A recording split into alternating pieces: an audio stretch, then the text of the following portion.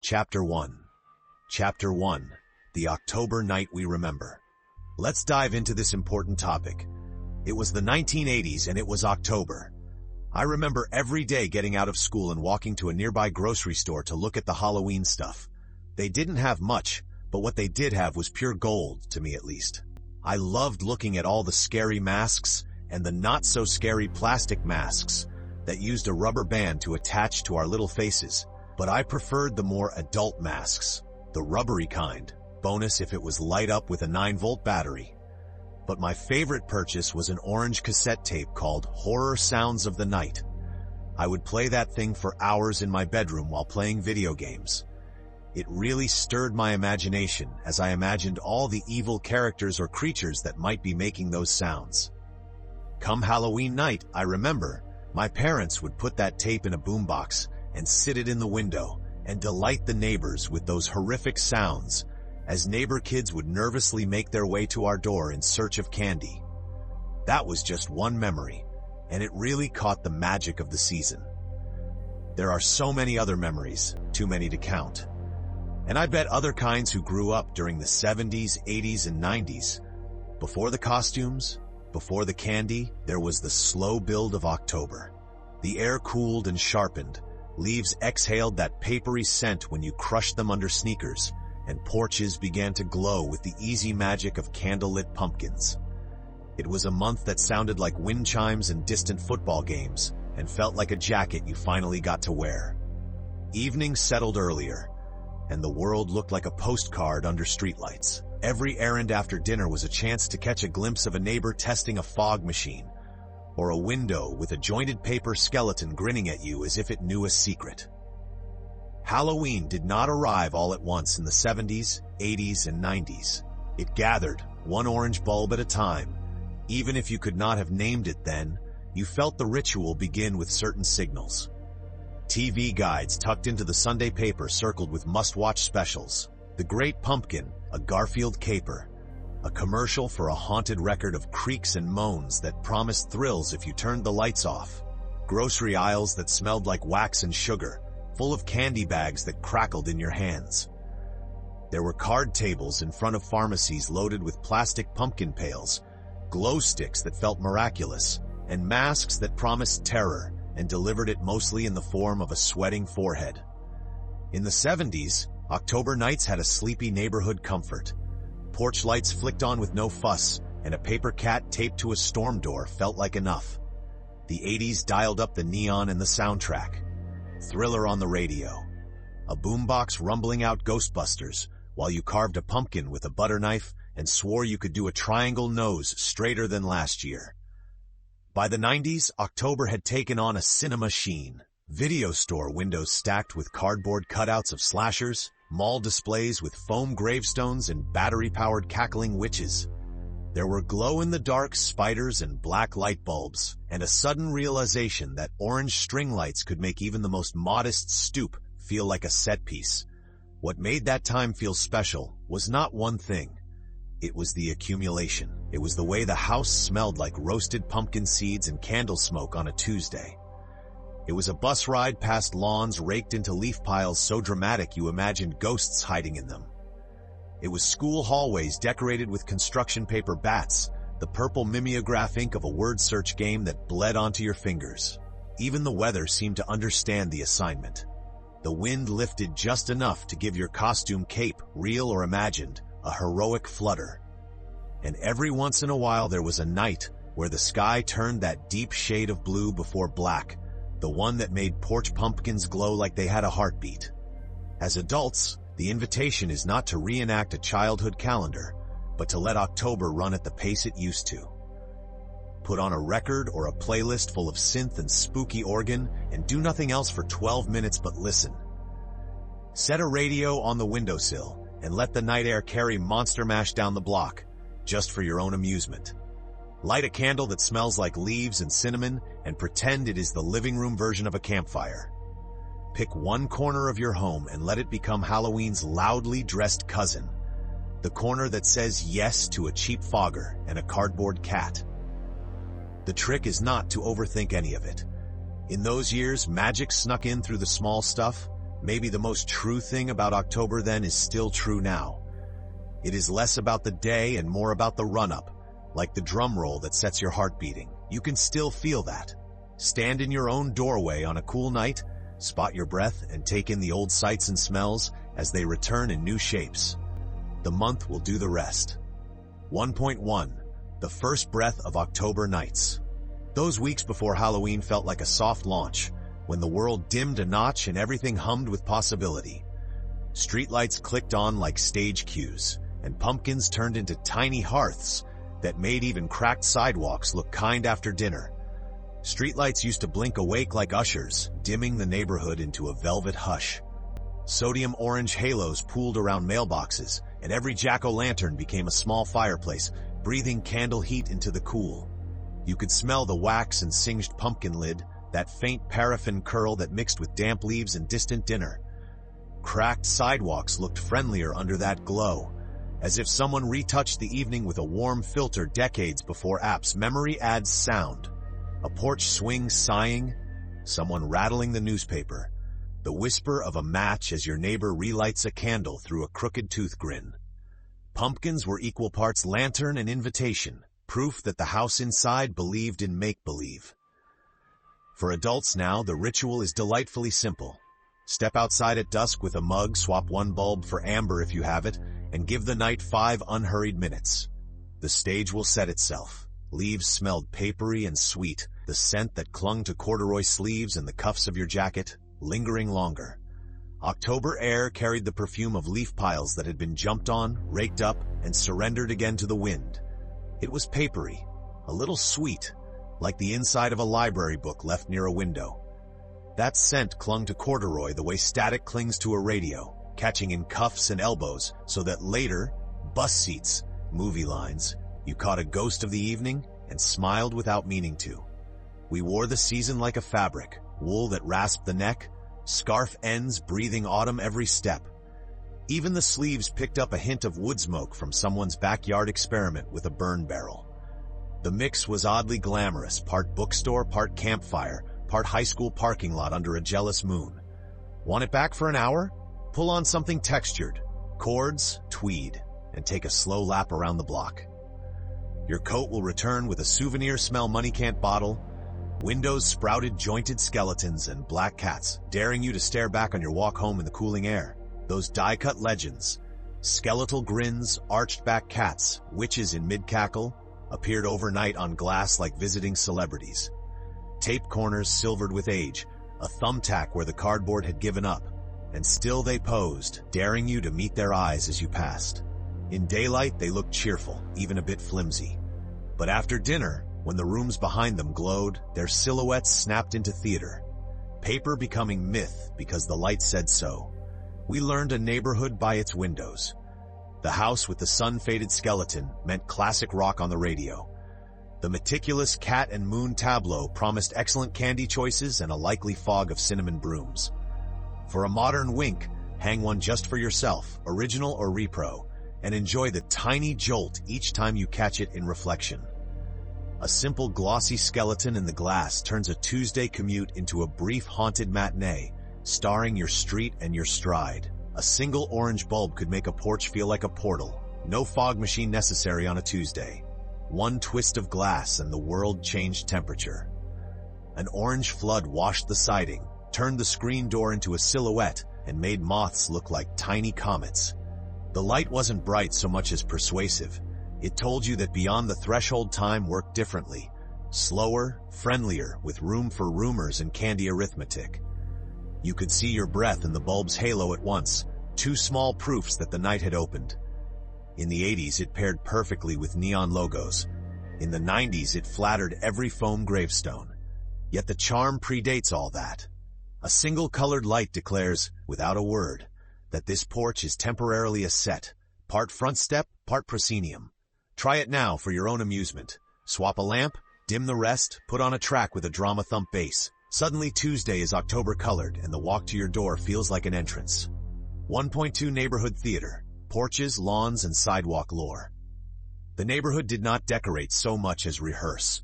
Each porch added a line, each yard a rumor, and the block felt cast. Paper cutouts taped to storm doors fluttered like flags, and nobody worried if the tape showed or if the cat faded to purple by November. Those die-cut paper faces, Beistel witches, crescent moons, and black cats with backs like drawn bows, lived on storm doors where the condensation gathered.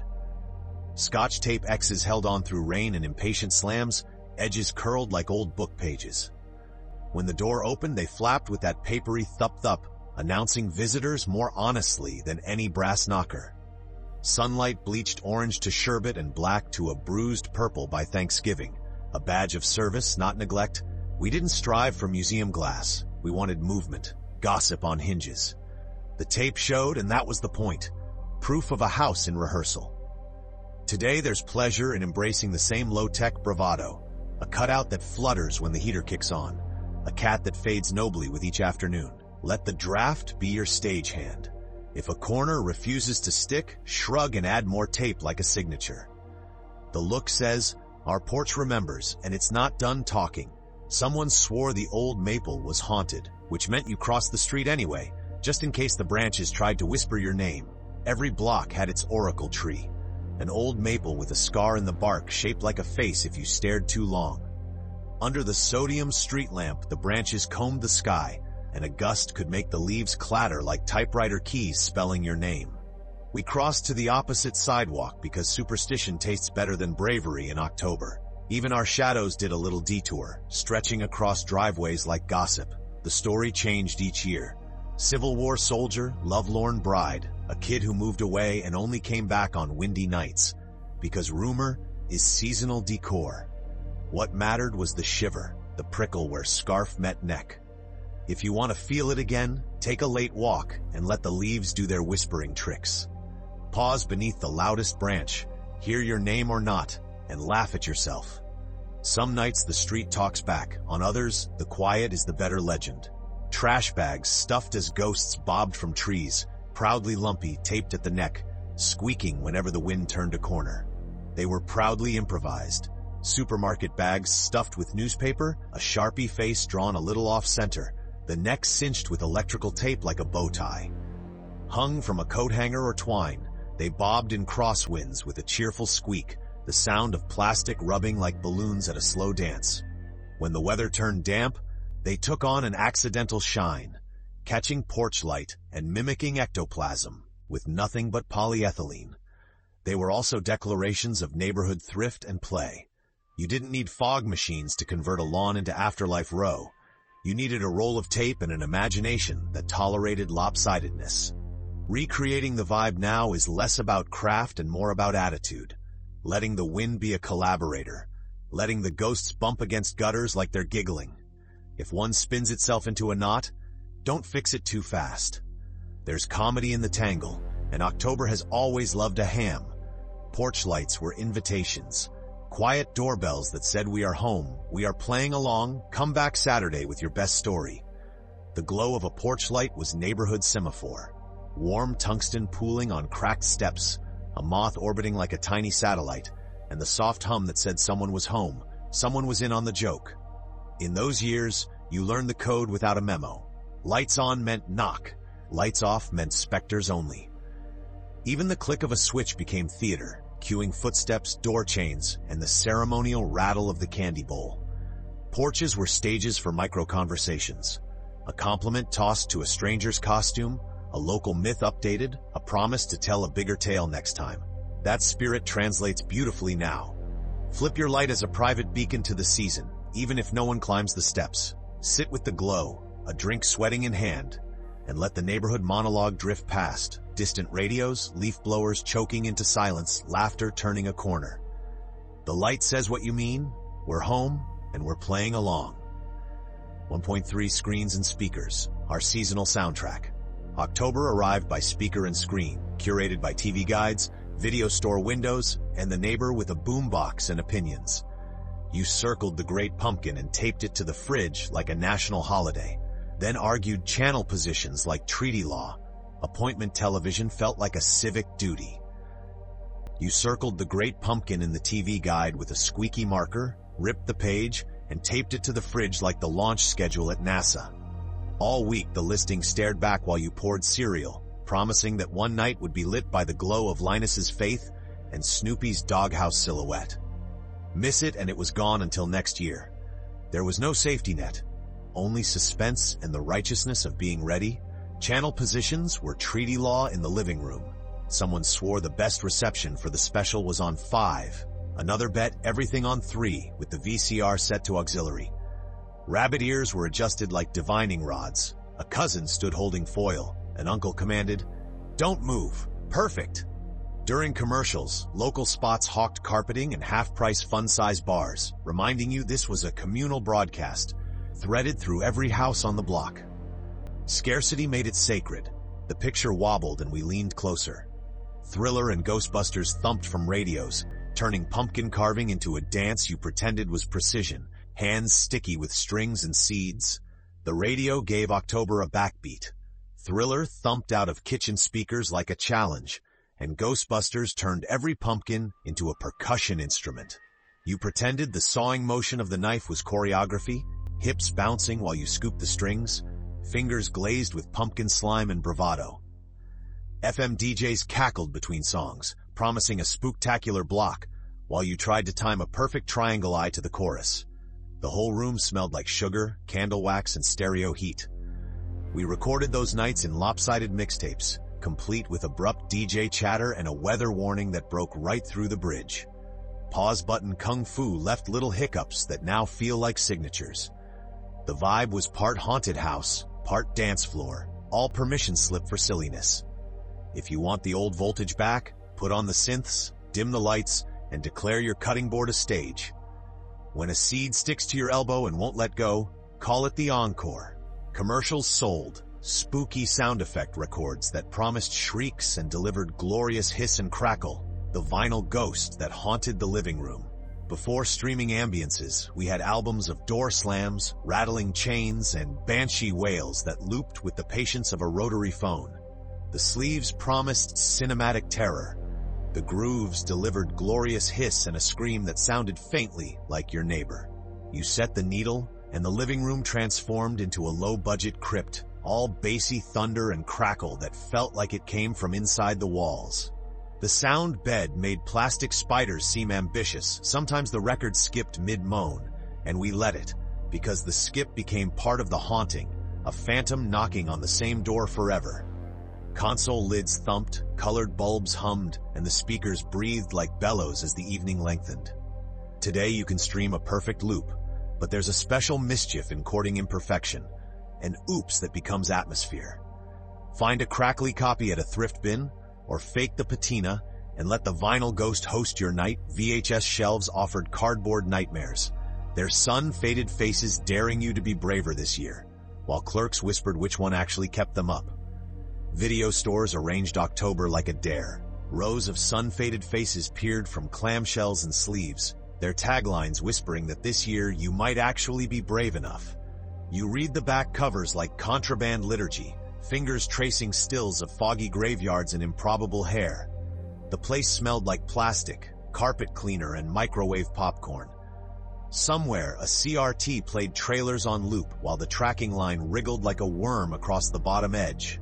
Clerks were our oracles, leaning over the counter to quietly nominate the one that had actually kept them up. You clutched a stack, then negotiated with late fees and the Be Kind rewind sticker staring back like a moral. Home meant dimmed lamps, a couch fort of blankets, and the ritual press of play. For a modern echo, browse by cover art alone and let the bravest sleeve win. Courage tastes like cheap licorice and warm soda anyway. 1.4 carrying the vibe forward, grown-up style. Skip recreating childhood. Tune the room to the old frequency and let October find you again. Cue up a playlist heavy on synth and organ, then sit with the lights low and let the goosebumps show off. Cue up the moody stuff. Synths that hum like power lines over a cul-de-sac, organ notes that sound borrowed from a televised midnight movie. With the lamps dimmed, those tones repaint the room the color of a VHS rewind screen. A carpenter's sting skitters down your spine. Goblin brings the lurid Europa glow. A stray church organ swell conjures grade school auditorium decorations and waxed linoleum floors. The tempo is patient, the bass a steady throb, the sonic equivalent of a porch light promising more. Sit back and let the tracks do what they used to. Turn the ordinary evening into a scene. You can almost hear the TV guide flapping, the station bumper whispering, "Special presentation," the tape hiss you swore was a ghost. 10 or 12 minutes is plenty. No multitasking, no to-do list, just goosebumps earning their keep while the music drapes the furniture. When the last note fades, the dark feels friendlier, and October has quietly taken the room. Adopt a corner for camp. Thrifted plastic pumpkin, cardboard cat, one ridiculous black light, and a plug-in fogger if the spirit moves. Pick a corner and let it go gloriously low budget. A thrifted plastic pumpkin with that soft, translucent orange. A cardboard cat with arched back and moon yellow eyes. A jointed skeleton that still smells faintly like a school supply closet. Snap in one ridiculous black light and suddenly everything owns an ultraviolet secret. Dust becomes constellation. White socks turn to ectoplasm, and your coffee table reads like a haunted stage. If the spirit moves, plug in a fogger and let it puff out little cumulus clouds that smell like backstage in high school theater. The effect is sham delight, cheap, cheerful, and satisfyingly fake. It's the aesthetic we grew up on, store-bought spook layered over ordinary furniture. One corner like this tilts the whole room into October, as if you opened a portal to the seasonal aisle of 1989 and never bothered to close it. You'll grin every time that purple glow hits the old molding like a memory. Light something that smells like leaves and cinnamon, and let candle smoke curl into the night like a secret. Strike a match and the room time travels by smell. Leaves and cinnamon blends do the heavy lifting. A little cider stall, a little church basement bake sale, a whisper of damp jacket sleeves. The wax warms to that comforting, slightly plasticky aroma we remember from novelty candles parked on entertainment centers beside videotapes. Even the first sputter of the wick feels like a cue, tiny campfire energy in a jar. Let the smoke curl toward the cracked window, threading the cool outside air like a secret note passed in class. Shadows quiver on the ceiling, and suddenly you're back at a kitchen table with newspaper down, pumpkins open, and the soundtrack of a distant game bleeding through the walls. Nothing to do but breathe it in. The scent lingers on sweaters and couch throws the way October once clung to our hair after a night walk, proof you were out consorting with the season. Put a radio by the window and let Monster Mash drift outside, a private joke between you and the block. Set a real radio on the sill, wood grain, chrome, or battered boombox, and let the dial land somewhere between clean and staticky. When Monster Mash ambles on, keep the volume just this side of mischievous, enough to waft down the block, like the smell of popcorn. It feels like sending up a bat signal for the other nostalgics, a goofy wink to anyone who catches the chorus while walking the dog. The mix is half novelty, half memory lane. A little Ghostbusters, a little Somebody's Watching Me, maybe Werewolves of London snapping its teeth. DJs chatter with that late-night warmth you can't fake, and ad jingles cut through like candy wrapper crackle. You're not throwing a party, you're curating atmosphere, the way the neighborhood used to do by accident. When the song fades and the FM hiss settles, the street seems friendlier, like the whole block just shared a punchline. Thank you for listening to Chapter 1. We'll see you in Chapter 2. You're listening to Chapter 2 of a nostalgic Halloween, reliving the tricks, treats, and traditions of the 70s, 80s, and 90s. Today we're covering Chapter 2, masks that sweated and capes that frayed. Costumes in those decades were an act of faith. You believed a brittle plastic mask with a superhero's eyes would turn you into something larger than life, even as the elastic band snapped your ears forward like a rubber band. You believed a vinyl smock printed with a logo was a complete transformation, even though it was basically a bib. And you believed that eyeliner pilfered from a bathroom drawer could turn you into a pirate, a pop star, or a vampire, depending on whether you added a bandana, a glove, or a widow's peak. We did not think of the Ben Cooper or Collegeville boxes as cheap, we thought of them as portals. You lifted the lid and caught the warm, unmistakable smell of soft plastic and cardboard, and you were someone else for a night. By the late 70s, there were still homemade masterpieces. A sheet with 2 cutouts, sure, but also a Raggedy Ann stitched with love and indifference to the concept of breathability. The 80s climbed into pop culture with both boots, wrestling belts made from aluminum foil and tape, vests turned inside out to look like a leather jacket, a Freddy glove that made you feel invincible until you had to try to eat a mini Snickers with it on. The 90s got craftier and a little glossier. Spray-painted thrift store finds, black lipstick from the drugstore, a baggy flannel, fake blood, and a scream mask that fogged up if you even thought about breathing. The most honest part of those costumes was always the sensory mess of them. The way plastic stuck to your cheeks, the way face paint smeared onto collars, the sound of a cape trying to take flight while you jogged. Half the glamour was in the preparation, the negotiation with the weather, the compromise with the reality of your closet. We learned to layer long sleeves under witches' sleeves and to pretend the winter hat matched the aesthetic. We learned that a perfect look is satisfying, but a costume that holds together for one night under dubious conditions is legendary. What made costumes work then, even the flimsiest ones, was the permission they gave. You gotta walk differently. You gotta loom or twirl or swagger. You gotta be a little dramatic in public and blame it on the mask. And there was the thrill of seeing how your friends showed up. Someone would appear as a last-minute ghost and somehow bring the house down. Someone would go full movie monster and not break character even under fluorescent lights. A neighbor would answer the door in a robe and curlers with a cigarette holder and announce herself as a fortune teller, and you would believe because October asked you to. If you want to conjure that feeling now, skip perfection and chase confidence. Find a mask with a smell that sends you back, even if you wear it for 10 minutes, and then perch it on a lamp like an art piece. Dig through a thrift rack and throw together something that looks right only under orange light. Host a costume happy hour where the dress code is whatever you can blast together in 30 minutes. Keep a compact mirror nearby to admire the smudge of black liner that somehow makes you feel like a vampire king. Above all, remember the point was never accuracy. It was the crackle of the transformation. The private grin when you catch your reflection and do not recognize yourself on purpose. 2.1. The magic of a mask in a windowed box. Before costumes were called cosplay, they came in a windowed box with a promise. Warm plastic and cardboard said, "Tonight you're someone else, no matter the elastic." That glossy mask sweated immediately, edges nibbled at your cheeks, and the elastic snapped your ears forward. You breathed through a rectangle mouth, voice warbly and heroic. The instant that shiny face met your own, it rained on the inside. Condensation beaded along the cheeks, the cut plastic grazed your jawline, and the elastic flicked your ears like a mischievous sibling. You gulped air through a postage stamp mouth slit, a design clearly optimized for atmosphere over oxygen. Every breath tasted like warm vinyl in cold October, and every exhale fogged the eye openings until your borrowed identity seemed to cry. But the voice it gave you, that was magic. Words bounced inside the hollow dome and came out with a Ben Cooper bravado, a low-budget reverb that made trick or treat sound like a command. The mask tapped a wooden knock rhythm against your cheekbones as you walked, candy bucket clacking, cape skittering. It wasn't comfortable, it was theater.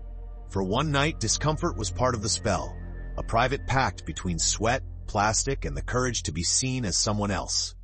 The vinyl smock was basically a bib with a logo, yet it felt official. Accuracy was negotiable. Permission to strut was non-negotiable, especially under porch lights. Call it what it was, a printed apron with aspirations. The vinyl smock crackled like a grocery bag, stuck to your sweater with static, and bore a character's face plus the word for who you were, just in case anyone missed the memo. It was hilariously literal and somehow legit, a low-fidelity credential that said you belonged to the night's cast. Under porch lights, that glossy decal became a badge. You didn't need screen-accurate anything. You needed a logo catching the glare and a stance to match. The smock swung like a sandwich board when you ran, puffed with October wind, and whispered against your knees with every step. It felt like ticketed entry to the bigger story. Even now, a thrifted tee and a paper-thin cape can land the same punch. It's the glow that sells it, the way reflective vinyl, or its modern cousin, winks back at the dark and says, "Yes, this is official business." Eye holes pinched hair and slid south, forcing the eternal choice, see the sidewalk or believe the myth. Most of us chose myth and walked by feel. The mask never sat where the designer intended. Eye holes grabbed at eyebrows, then migrated like faulty compasses, drifting noseward until you saw the night through letterbox slits. Peripheral vision became rumor. Curbs arrived as rumors too. You could push the mask up and regain reality, or keep it down and keep the story. We picked story. We learned the texture of the neighborhood by sneaker tread and memory, letting streetlights blur into halos and trusting that the sidewalk would forgive us. The world narrowed to breath, plastic, and the drumbeat of candy in a pail. It was impractical and perfect. Choosing myth over visibility felt like choosing cinema over daylight, a stubborn declaration that the illusion mattered more than logistics. Try it now for a song's length at a party. Mask on, senses edited, then lift it and laugh at the fog print you left behind. That little crescent of moisture is your autograph on October. If you find a vintage mask, wear it for 10 minutes, then crown a lamp with it. The scent alone is a time machine you can plug in. Vintage vinyl has a smell that collapses years. Sweet plastic with a whisper of cardboard attic and costume shop dust. Slip the mask on long enough to hear your voice bounce back with that heroic wobble. Feel the ear snap of the elastic and let the old aura settle in. 10 minutes is plenty. Legends rarely linger. Then give it a throne. Perch it on a lampshade, not the bulb, and let the glow turn its fixed stare into living room folklore. It becomes decor and incantation at once, a portal you can switch on. Pair it with a VHS clamshell or a candy bowl of suspiciously waxy corn, and the room tilts unmistakably toward October's past. You don't need a museum case. You need a corner where nostalgia can grin back at you. Every time that faint vinyl scent drifts by, it's a reminder. Transformation used to be as simple as cardboard, a windowed box, and the courage to sweat for a good story. 2.2 Closet alchemy and weather negotiations. Half the magic lived in the bathroom drawer and hall closet. The rest hinged on the forecast and pretending a knit cap somehow looked witchy. Eyeliner did everything. Pirate stubble, glam cheekbones, vampire widow's peak. It smeared onto collars and coffee cups. Proof that transformation is a contact sport. Eyeliner was the Swiss Army knife of October. One stubby pencil could sketch pirate stubble, carve glam cheekbones, or saw a vampire widow's peak into existence. You remember the waxy drag across skin, the medicinal smell of old coal, the tickle of a bargain brush that shed like a nervous cat. Under bathroom bulbs, you leaned close and held your breath, performing shaky surgery on your own face. 10 minutes later, the lines migrated, down your collar, onto your sleeve, into the elastic of a mask that already squeaked with humidity. The smear was the receipt for transformation. It marked coffee cups, kissed bar napkins, and left hieroglyphs on rearview mirrors. These days, stick a travel liner in your pocket and let the night scuff you back into character. A crooked cat eye at a dim party reads as intention, not error. A smudge on the wrist feels like a secret stamp. Wipe, redraw, repeat. Halloween makeup wasn't about precision. It was evidence, portable, messy, gloriously imprecise, that you had crossed over. Closet alchemy meant vests turned inside out to mimic leather, belts forged from foil, and pillowcases promoted to capes. Frayed edges whispered with every step all night. Closet alchemy was couture with a wink. Turn a faux suede vest inside out and it read as biker leather under a porch bulb. Wrap kitchen foil around cardboard and suddenly you had a championship belt that crackled with every brag. Pillowcases ascended the food chain to capes, clipping at the throat with a safety pin you promised would behave. Frayed hems became fringe. A line of staples at the shoulder counted as tailoring. Each step stitched a soundtrack, foil hiss, thread whisper, the papery gasp of a mask breathing with you. It felt like inventing, because it was. You learned the grain of fabric, the bravery of double-sided tape, the gamble of a last-minute dye job. Recreate it now with a thrift store sprint. 20 minutes, $20, and a rule that seams may face outward on purpose. Award yourself for most convincing not leather. Let lint be patina. Wear the stories literally, scuffs, nicks, and unraveling edges that move like wind. When the cape flutters and a staple tugs but holds, it's not a flaw, it's the plot twist. Weather negotiations were brutal. Long sleeves under witches' sleeves, tights under skeleton bones, and the sacred art of pretending the parka matched your aesthetic. Weather was the final boss. October could flirt or bite, and most years it did both in an hour. We slid long sleeves under witches' sleeves, pulled tights beneath skeleton bones, and prayed the extra layer wouldn't ruin the silhouette. Breath fogged inside masks, a personal weather system that left your lip tasting like Band-Aid rubber. The parka hovered by the door like a chaperone, threatening to swallow your carefully cultivated menace in quilted respectability. We became stylists of survival. Fingerless gloves hid under lace, thermals disguised as bodysuits, beanies negotiated as witch hats but minimalist. Today, embrace the bit. Call it Arctic glam or blizzard ghoul and lean into the contrast.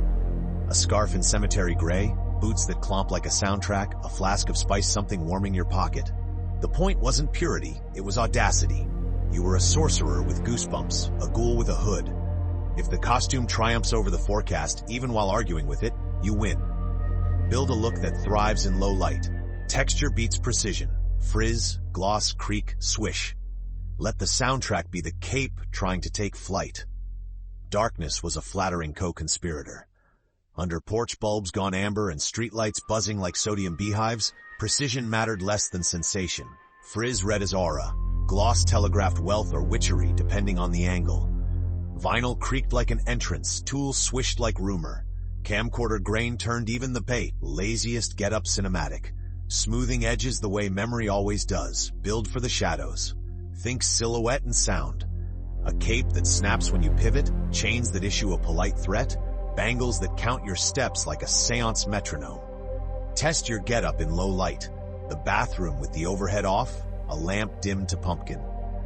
Mist hair until it holds a halo, swipe petroleum jelly where you want to gleam, and let clove or patchouli haunt the air a half step ahead of you. If the room goes quiet when the fabric whispers by, you've nailed the brief. Texture over perfection. 2.3 Pop culture costuming. From MTV to video store villains. By the 80s and 90s, aisles hummed with theme songs and VHS box art. We wore our fandom like a billboard and meant. Wrestling ruled. Foil belts taped into immortality, face paint that melted mid-flex, and a strut that made the kitchen linoleum feel like Madison Square Garden. Wrestling ruled the living room long before we knew what kayfabe meant. Aluminum foil belts were hammered smooth on textbooks, then stamped with marker stars like they'd been defended on every pay-per-view. Face paint went on brave, warrior stripes, Sting black and white, but slid south by the second candy bar, leaving heroic skid marks on collars.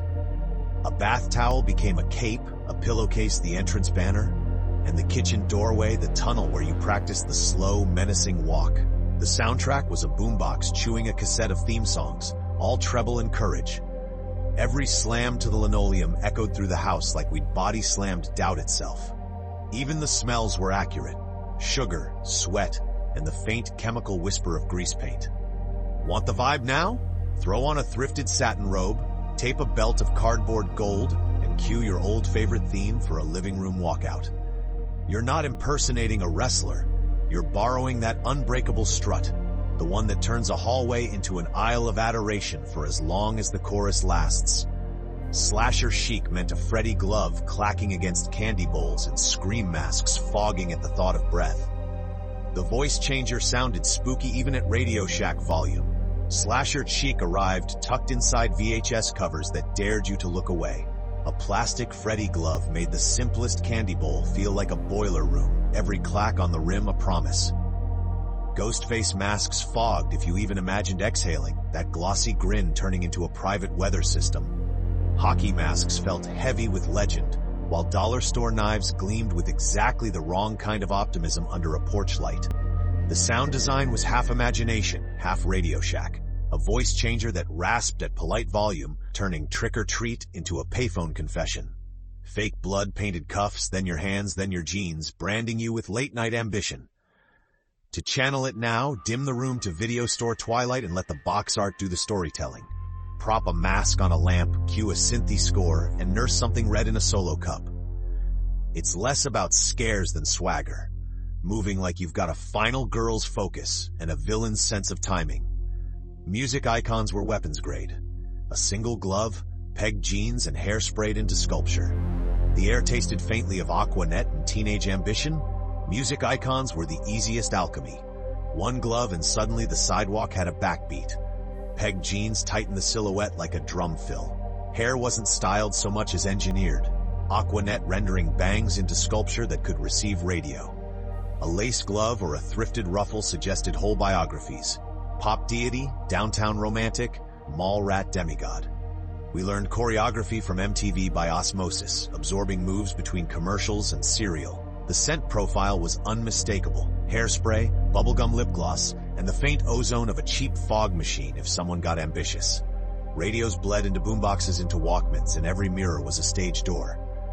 Revisit that voltage today by picking one talisman, a single jeweled glove, a corset belt, raspberry beret, and letting the playlist do the heavy lifting.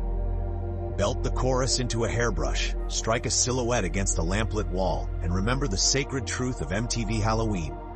Volume equals confidence. Cue a retro playlist, and let one bold accessory decide the night. Courage arrives faster than accuracy, and a chorus can cover many sins. The cheat code was always sound. Cue a retro playlist, MTV anthems, synthy horror themes, wrestling walk-ins, novelty creepers, and let it lacquer the room in orange reverb. One audacious accessory does the rest. A mirror shine belt, a witchy hat, a studded cuff, neon hoops the size of teacups. Accuracy is for archivists. October rewards audacity. Under dim bulbs, silhouettes matter more than stitching. Courage arrives on the downbeat. When the chorus hits, posture remembers how to be 17 and invincible, and the costume fills itself in around you like fog. A thrifted jacket becomes stadium lighting. A plastic mask becomes a myth. If you want to coax that feeling, declare a theme song and walk the length of your hallway like it's a runway with history. Laugh at the imperfections, loop the track, and let the night decide who you are by verse 3. 2.4. Recreating the vibe without the chafing. You don't need a full get-up to catch the spark. Aim for a 10-minute transformation and a night-long attitude. Host a living room runway. Stretch a towel for a catwalk. Cue applause, and let everyone do a spin while someone narrates like a late-night VJ. Roll a towel down the living room like you're laying track for a midnight train to MTV, nudge the lamps closer for footlights, and cue applause that's mostly laughter. Socks slide, plastic masks squeak, someone's cape flutters heroically when the ceiling fan kicks in. The narrator, remote control as microphone, does their best late-night VJ patter, name-dropping sponsors like tonight's look is brought to you by Static Cling and Questionable Eyeliner. It's ridiculous on purpose, and that's the charm. A low-stakes stage for high-octane swagger, snap Polaroid-style pics, or just let the moment live in the hum of the stereo and the clink of ice against glass. Each spin is a little time machine. A Ben Cooper throwback, a thrifted blazer with too much shoulder, a glam ghoul in drugstore glitter. Award nothing but titles. Most likely to fog their mask, best use of tape, and keep the runway looping until the towel curls at the edges. By then, confidence will be doing the real costume work. Try a costume potluck.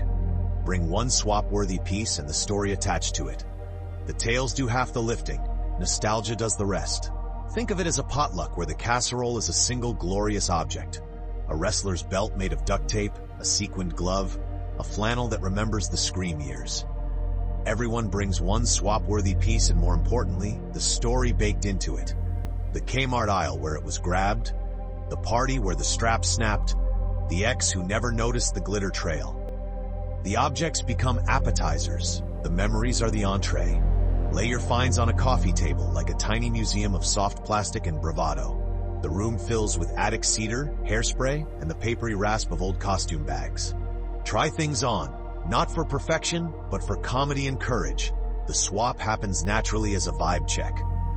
By the end, everyone's wearing something they didn't bring and a story they didn't know they needed. That's the real treat, feeling 16 and unstoppable for the length of a chorus. Use sensory anchors. A squeaky vinyl accessory or latex smell can conjure October faster than accuracy. Add orange light, and you're there. Skip accuracy. Chord atmosphere. A squeaky vinyl wristband, the faint clove and latex ghost of a mask, the powdery sweetness of grease paint, one whiff or texture and your brain is back under a streetlight in 1987. Clip a plastic cape so it whispers when you turn, or wear a chain belt that thunks softly like a prop sword. It's about triggers, not replicas. The little cues that uncork October even in a tidy adult apartment. Layer the scene. Twist in an orange bulb, cue up some Carpenter synths or a scratchy novelty record, and let the room glow like a VHS pause screen. Set out a bowl of candy corn, not because you'll eat it all, but because it smells like a sugar argument. When the senses agree, your posture changes, shoulders lift, grin widens, and suddenly the mirror shows a version of you who knows exactly how to make an entrance. Afterward, let the house wear the costume. Perch masks on lamps, drape capes over chairs, and enjoy the lingering echo of make-believe. Let the aftermath be the encore. Don't pack it all away. Let a vacuum-formed face ride a lampshade so the eyes glow like tiny TV screens. Drape a cape over a chair like a sleeping bat. Leave a feather boa trailing the bookshelf like a comet. The house looks deliciously haunted by good decisions. There's lipstick on a rocks glass, a line of glitter on the rug, and the faint jingle of an errant zipper pull when the heat kicks on. For the next few days, you get jump scares of joy. A silhouette on the wall, the sweet chemical tang of plastic when you pass the couch, the rustle of tulle whenever you grab a blanket. It's like leaving your holiday lights up on purpose, but with more mischief. Let November take its time.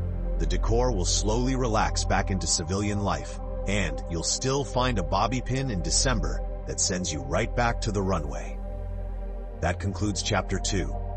Join us in the next chapter as we continue our journey through a nostalgic Halloween, reliving the tricks, treats, and traditions of the 70s, 80s, and 90s. You're listening to Chapter 3 of A Nostalgic Halloween, reliving the tricks, treats, and traditions of the 70s, 80s, and 90s. Today we're covering Chapter 3, the trick-or-treat circuit. We learned neighborhoods by candy, that cul-de-sac with the good porch swing, full-size bars every third year like a comet, the split level with the giant inflatable spider, strictly Smarties, but they always told a joke, the house with the dim light and the bowl that said, "Please take one." A moral test that no one passed in your memory. We mapped blocks by porch lights and gravestones made of foam. And the first time the pillowcase became the bag, it felt like graduating. Plastic buckets were for preschoolers. Pillowcases were for people who meant business. The act itself was a loop that felt like a pilgrimage. You stepped off your own porch with a group that would bloat and shrink as the night went on. Sneakers on asphalt, the thwip of leaves underfoot, flashlights that were always weaker than you remembered. Your breath puffed in front of you like a cloud as you rehearsed the phrase you had been saying since you had baby teeth. Trick or treat. The front steps were a stage. You rang the bell. Someone shouted coming, and there was always the quick scan of the bowl to confirm what kind of neighborhood you were living in tonight. Chocolate or taffy, wax paper or foil, raisin boxes that felt like homework. In the 70s, there were rumor eddies. Someone heard about a dental office giving out toothbrushes. Someone else swore there was a real witch 2 streets over who gave warm cider that tasted like cinnamon and danger. The early 80s came with whispers of safety that bloomed into myths. Hospitals offering x-rays, parents inspecting every wrapper like jewelers with loupes, and yet the night kept its edges. Mischief night in some towns, toilet paper caught in oaks that waved like pale flags. Shaving cream wars where you swore your costume made you faster and lighter and impossible to catch. By the 90s, gear got fancy. Glow sticks that made you feel like a rave had broken out on the sidewalk. Clip-on pumpkin lights that bobbed as you walked. More decorations too. Motion sensor laugh tracks that made you jump even though you knew. Animated witches that stirred foam cauldrons. And still it came down to the ritual. Knock, smile, compliment a neighbor's makeup as if you had just seen a Broadway show. Say thank you like you were collecting blessings, not treats. Move on to the next porch light like a moth that has found its favorite color. The aftermath lived on coffee tables and carpeting. You dumped your haul and sorted without thinking. Chocolate here, lollipops there, trades like a stock exchange. A clean swap of your now and laters for their peanut butter cups. Wrappers that rattled like tiny trophies. It was an economy and a pageant, and a social tour of your entire zip code under a sky that felt friendly, even with a few clouds behaving like ghosts. To revisit that circuit now, you do not need the door-to-door. Invite a few friends to take a dusk walk, costumes optional, and let the sidewalks return to their original magic. Bring a thermos of something warm or something wicked, and admire porch displays like they are gallery shows. Or stage a one-block throwback for yourselves. Ring the bell of a friend you have already texted, say trick or treat with alarming sincerity, and collect a nostalgic sweet. Back home, pour your bounty on the coffee table and sort it the way your hands remember, even if the only trade is with yourself. The ritual is the point. It always was. 3.1 Map by Porchlight and Rumor. Before apps and group texts, the Porchlight was GPS. We navigated by glow, rumor, and the whisper of leaves promising sugar ahead. Porchlights were passwords. A warm bulb meant all clear. A dark stoop meant keep moving, and the flicker felt like a dare you were happy to accept. Porch lights were our passwords, glowing like beacons for sugar seekers. A steady bulb meant safety and chocolate. A blackout stoop meant move along unless you craved a ghost story. The rare flicker felt like a dare, the electric equivalent of a wink from the night, promising either a king-size coup or a stern lecture. We learned to read wattage like meteorologists read clouds. Soft amber meant neighborly minis. Hospital-grade white hinted at organized bowls and rationed counts. Even now, the language of light still speaks. On a grown-up stroll, you catch that same tug when a jack-o'-lantern candle gutters and the porch trembles with shadow. Try reviving the old code as a playful ritual. Set your own porch lamp to open, cue up a creaky door soundtrack, and keep a vintage candy dish by the threshold for friends who knock with mock seriousness. Or walk the block and rate facades like a panel of late-night judges, toasting every brave flicker as if it were a neon sign in your personal Halloween speakeasy. Graduating to a pillowcase felt like issuing your own credit line. Canvas thumped against your knee, and suddenly you walked like a tiny long-haul trucker on a candy route. Graduating to the pillowcase was the moment you stopped playing house and started running freight. The canvas thumped your knee with every stride, a private drumbeat that said you had capacity, ambition, and a vague interest in wholesale. Suddenly you moved like a tiny long-haul trucker, calculating axle load with each fun-sized deposit. Plastic pumpkins squeaked, pillowcases sighed. The fabric smelled faintly of laundry soap and last summer's sun, transforming into a canvas ledger where each crinkling wrapper posted another line of profit. Revisit that swagger in adult scale. Rescue a retro pillowcase from a thrift rack, floral, Star Wars, or mysteriously plaid, and press it into service as an ironic tote for a twilight ramble. Toss in a flashlight, a flask, and a mix of accounting samples from the corner shop. The way the bag grows satisfyingly heavy will spark the old logistics brain, and you'll find yourself adjusting grip like a seasoned hauler. When you spill the haul later, give the fabric a grateful pat. The line of credit is still good. We calculated loops by stamina and rumor, hit the dentist early for toothpaste irony, save the cul-de-sac finale, and leave room for the mythical house that sometimes gave cans of soda. We were tiny logisticians with sugar lust and a gossip network. Routes were drawn in pencil and bravado. Hit the dentist early for the toothpaste irony, cruise the bungalow block during prime time, save the fabled cul-de-sac for the finale. Always leave capacity for the wild card. The house that sometimes pressed cold soda cans into your palm, condensation slick against cheap costume gloves. Rumor had a timetable. If anyone said full size, you adjusted on the fly, legs bargaining with lungs, cameraless yet tracking every porch like a heist with better snacks. Recreate the calculus as adults, just for the sport of it. Assemble a micro loop with friends and a shared note filled with vintage code words. Comet house, soda property, toothbrush risk. Tuck a couple of fizzy bottles on a collaborator's stoop for the triumph, then discover them with exaggerated awe. Pace yourselves by stamina and gossip. How bright a jack-o'-lantern, how loud a motion witch. When you call the finale, stand in the cul-de-sac or driveway for a pop and a toast to every rumor that once proved deliciously true. Air smelled like leaf mold in distant fireplaces. Sneakers squeaked on damp asphalt, and the night hummed with talk, flashlights, and the knock-knock cadence of 100 doorbells. Air carried leaf mold, damp earth, and the faint perfume of wood smoke, like nature had put on cologne for the evening. Sneakers squeaked on wet asphalt. Capes snapped. Those cheap plastic masks made your breath hot and tinny, fogging your vision just enough to make the night feel taller. The whole block hummed. A chorus of chatter, zipper pulls, and the knock-knock metronome of 100 doorbells agreeing to the ritual. Somewhere a dog barked at a Dracula who waved politely. That soundtrack hasn't left you. Take a dusk loop, and let the senses cue memory. A gutter full of copper leaves, a porch where the bulb buzzes like a fly trapped in amber, a motion witch whose laugh still lands like a jump scare you pay gladly. Bring a flashlight that's defiantly underpowered, and a pocket full of candies to unwrap slowly, paper whispering in the dark. When you reach a stoop, pause and listen. The silence between rings is the drum roll, the part that always made your heart lift. 3.2 The Doorway Performance. Every door was a tiny theater. We played our part, muffled by plastic masks, hoping for chocolate and a moment under a stranger's porch spotlight. The bowl scan was instant anthropology. Foil meant premium, wax paper meant grandma core, and raisins read like homework you didn't remember assigning yourself. We did field work in half a second. Foil glints, premium territory. Snickers constellations, Reese's eclipses, a Milky Way if the gods were kind.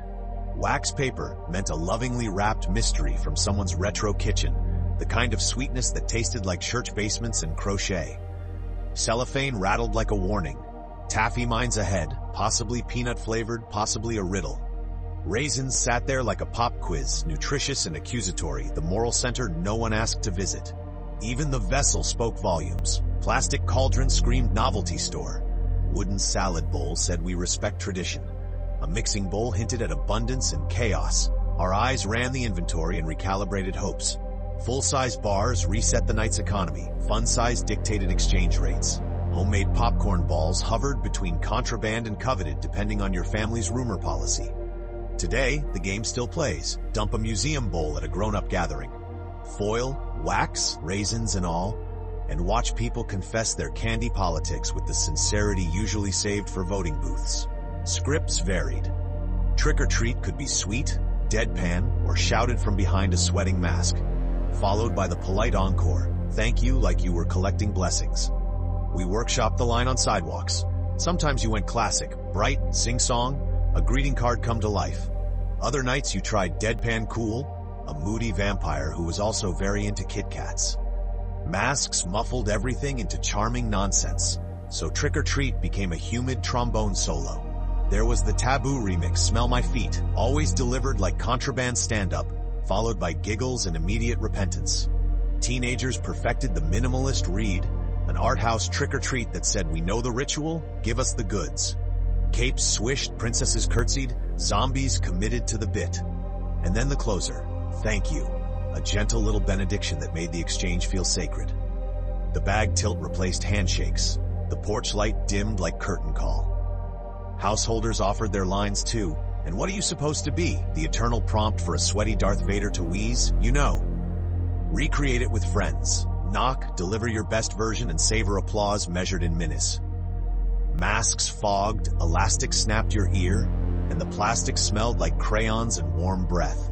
You lifted it to breathe, then dropped it before the door opened like a pro. Every licensed face came with a microclimate. You learned the rhythm. Inhale fog, exhale sauna.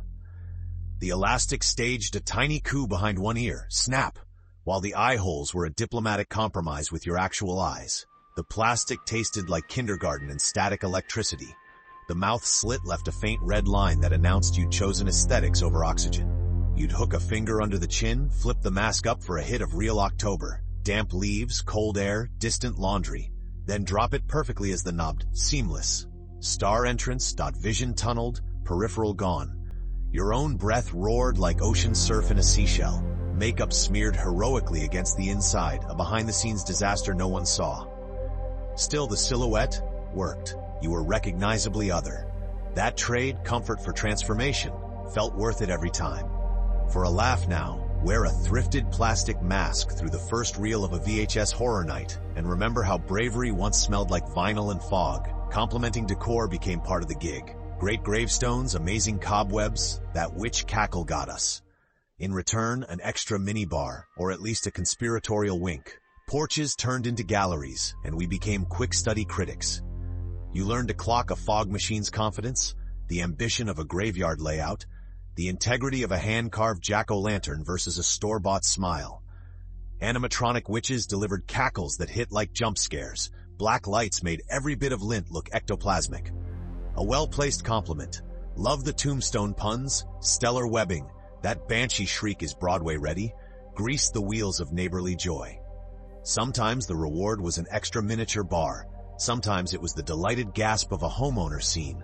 The exchange felt social, not transactional. You praised effort, they affirmed costume.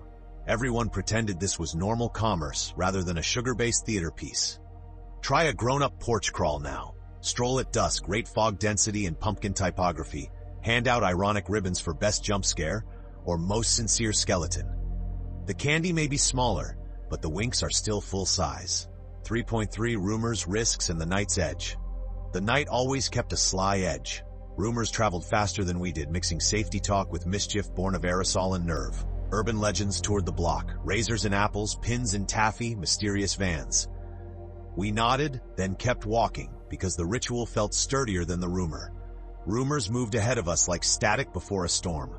Razors and apples, pins and taffy, a mysterious van described in the perfect shade of unsettling beige.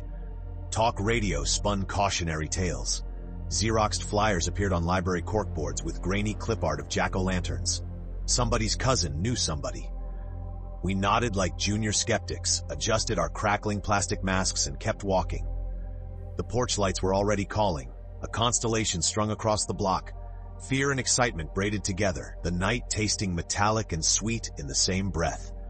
We trusted the ritual more than the rumor, the way you trust muscle memory over headlines. You rang, they answered, and the candy bowl told its truth. Crushed wrappers looked tampered only because they'd been riding in 10 pillowcases before yours. We performed our little audit anyway, an anthropology of brands and textures, and then we jogged to the next lit stoop. The risk felt theatrical, a prop sword with just enough shine to make us braver as we crossed another patch of damp leaves. Hospitals offered candy x-rays like a community handshake. Most of us never went, but the idea glowed on the horizon like a lighthouse you trusted without visiting. The hospital x-ray night felt mythic, part public service, part ghost story with fluorescent lighting. Pharmacies taped up posters. The local news promised a live shot from radiology at 10. You could picture volunteers in pumpkin pins, candy spread like poker chips beside a humming machine that could see through nougat to the bones of a Snickers. The idea made the town feel wired together. Nurses, techs, cops, and clergy spinning a safety net under our sugar rush, just in case the rumors had teeth. Most of us never went. We liked knowing it existed, the way you like knowing there's a tow truck on call you'll never need. At home, we still made a pile because the theater was part of the night. The imagined lighthouse did its job anyway, letting us stride back into the dark with a little borrowed confidence. Grown-up machines were on our side. We could hear their steady hum all the way from the couch under the crinkle of wrappers and the weather report. Mischief Night was its own weather system. Toilet paper streamed from Oaks, shaving cream stitched initials on windshields, and the street smelled faintly of barbershop and trouble. Mischief Night had regional aliases: Cabbage Night, Goosey Night, Devil's Eve, but the forecast was the same: light vandalism with a chance of laughter. Toilet paper lifted into the trees like pale comets and then draped itself into ribbons. Shaving cream hissed from drugstore cans, cursive initials blossoming on windshields.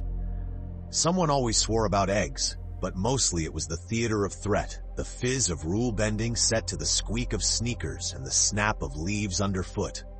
You dressed down for it, swapping capes for hoodies and stripes of black eyeliner that felt like war paint.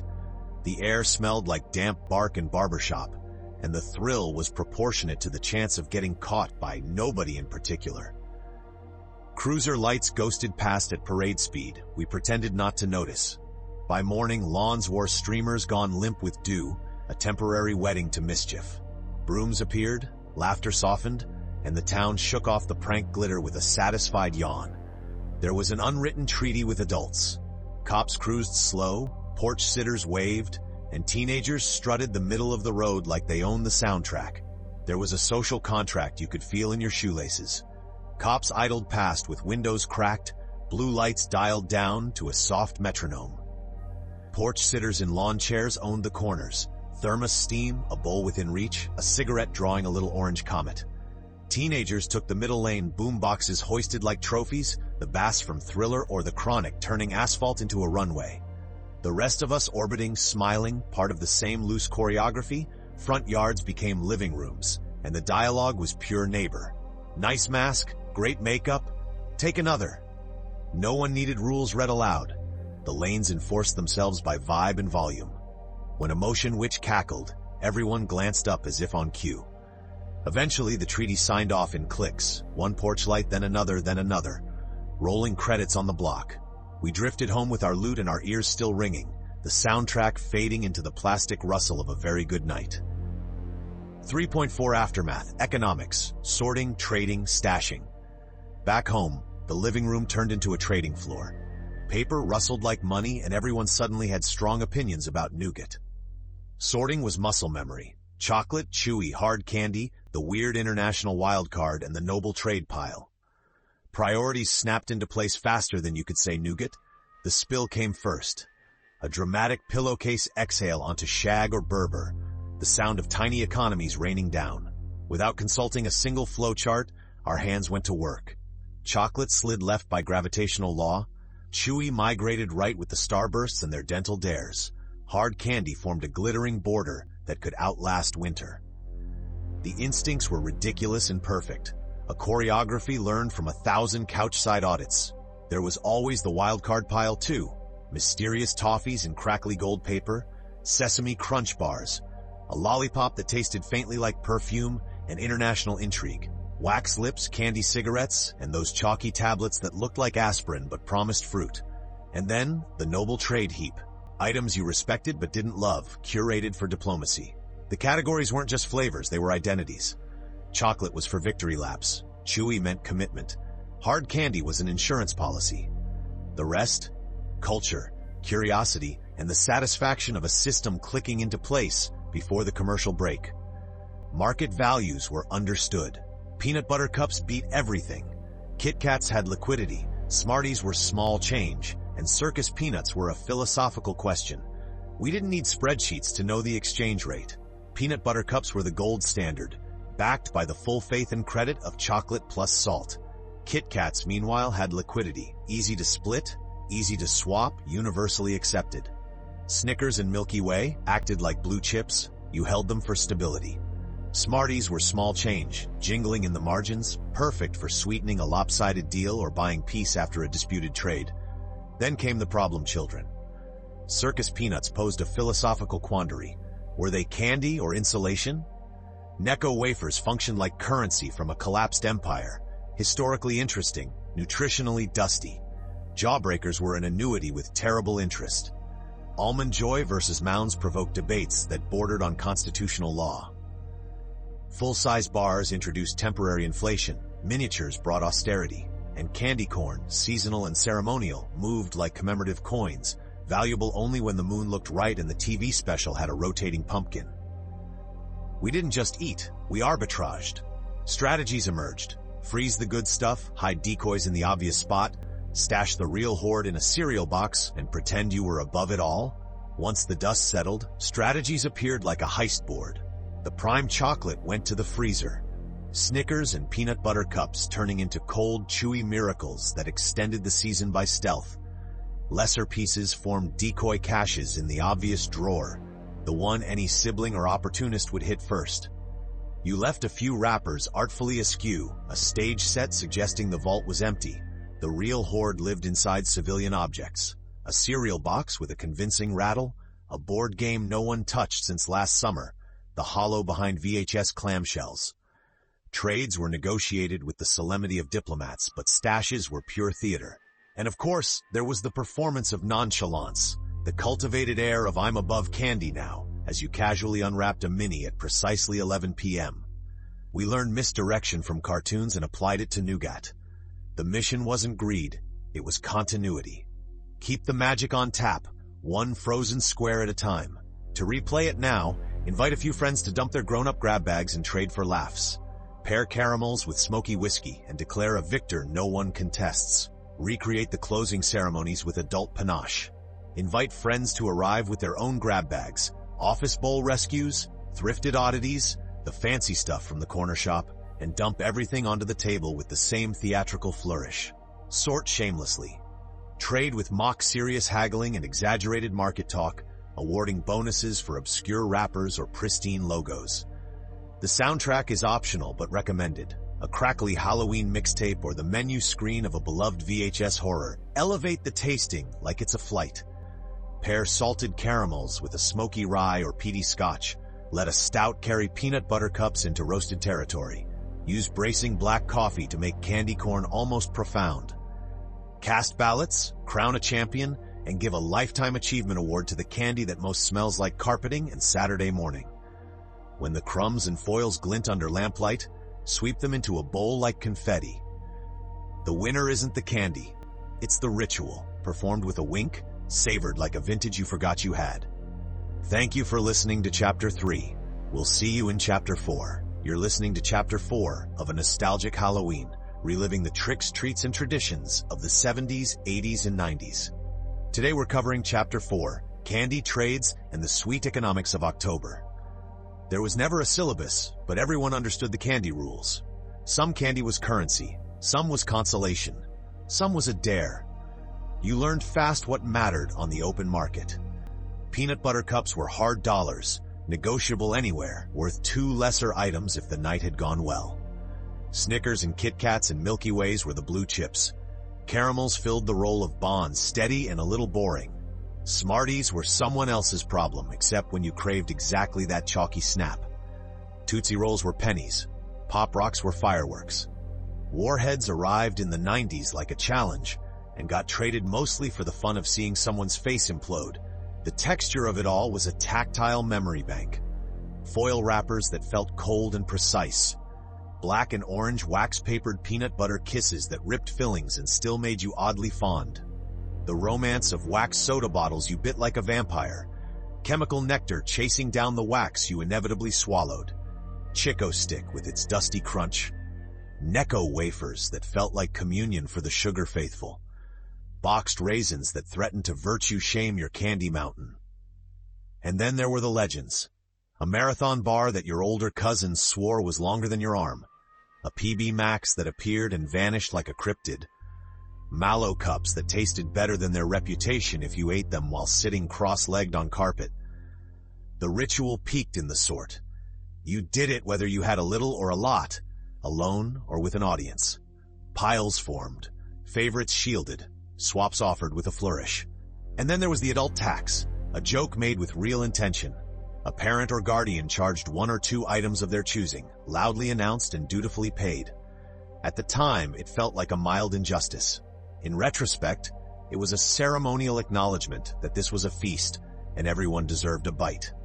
Marketing also played in the theater. The monster cereals showed up like old friends with a sugar dust that tinted milk the color of cartoons. Seasonal wrappers that made you think a normal mini bar had extra power just because it wore orange.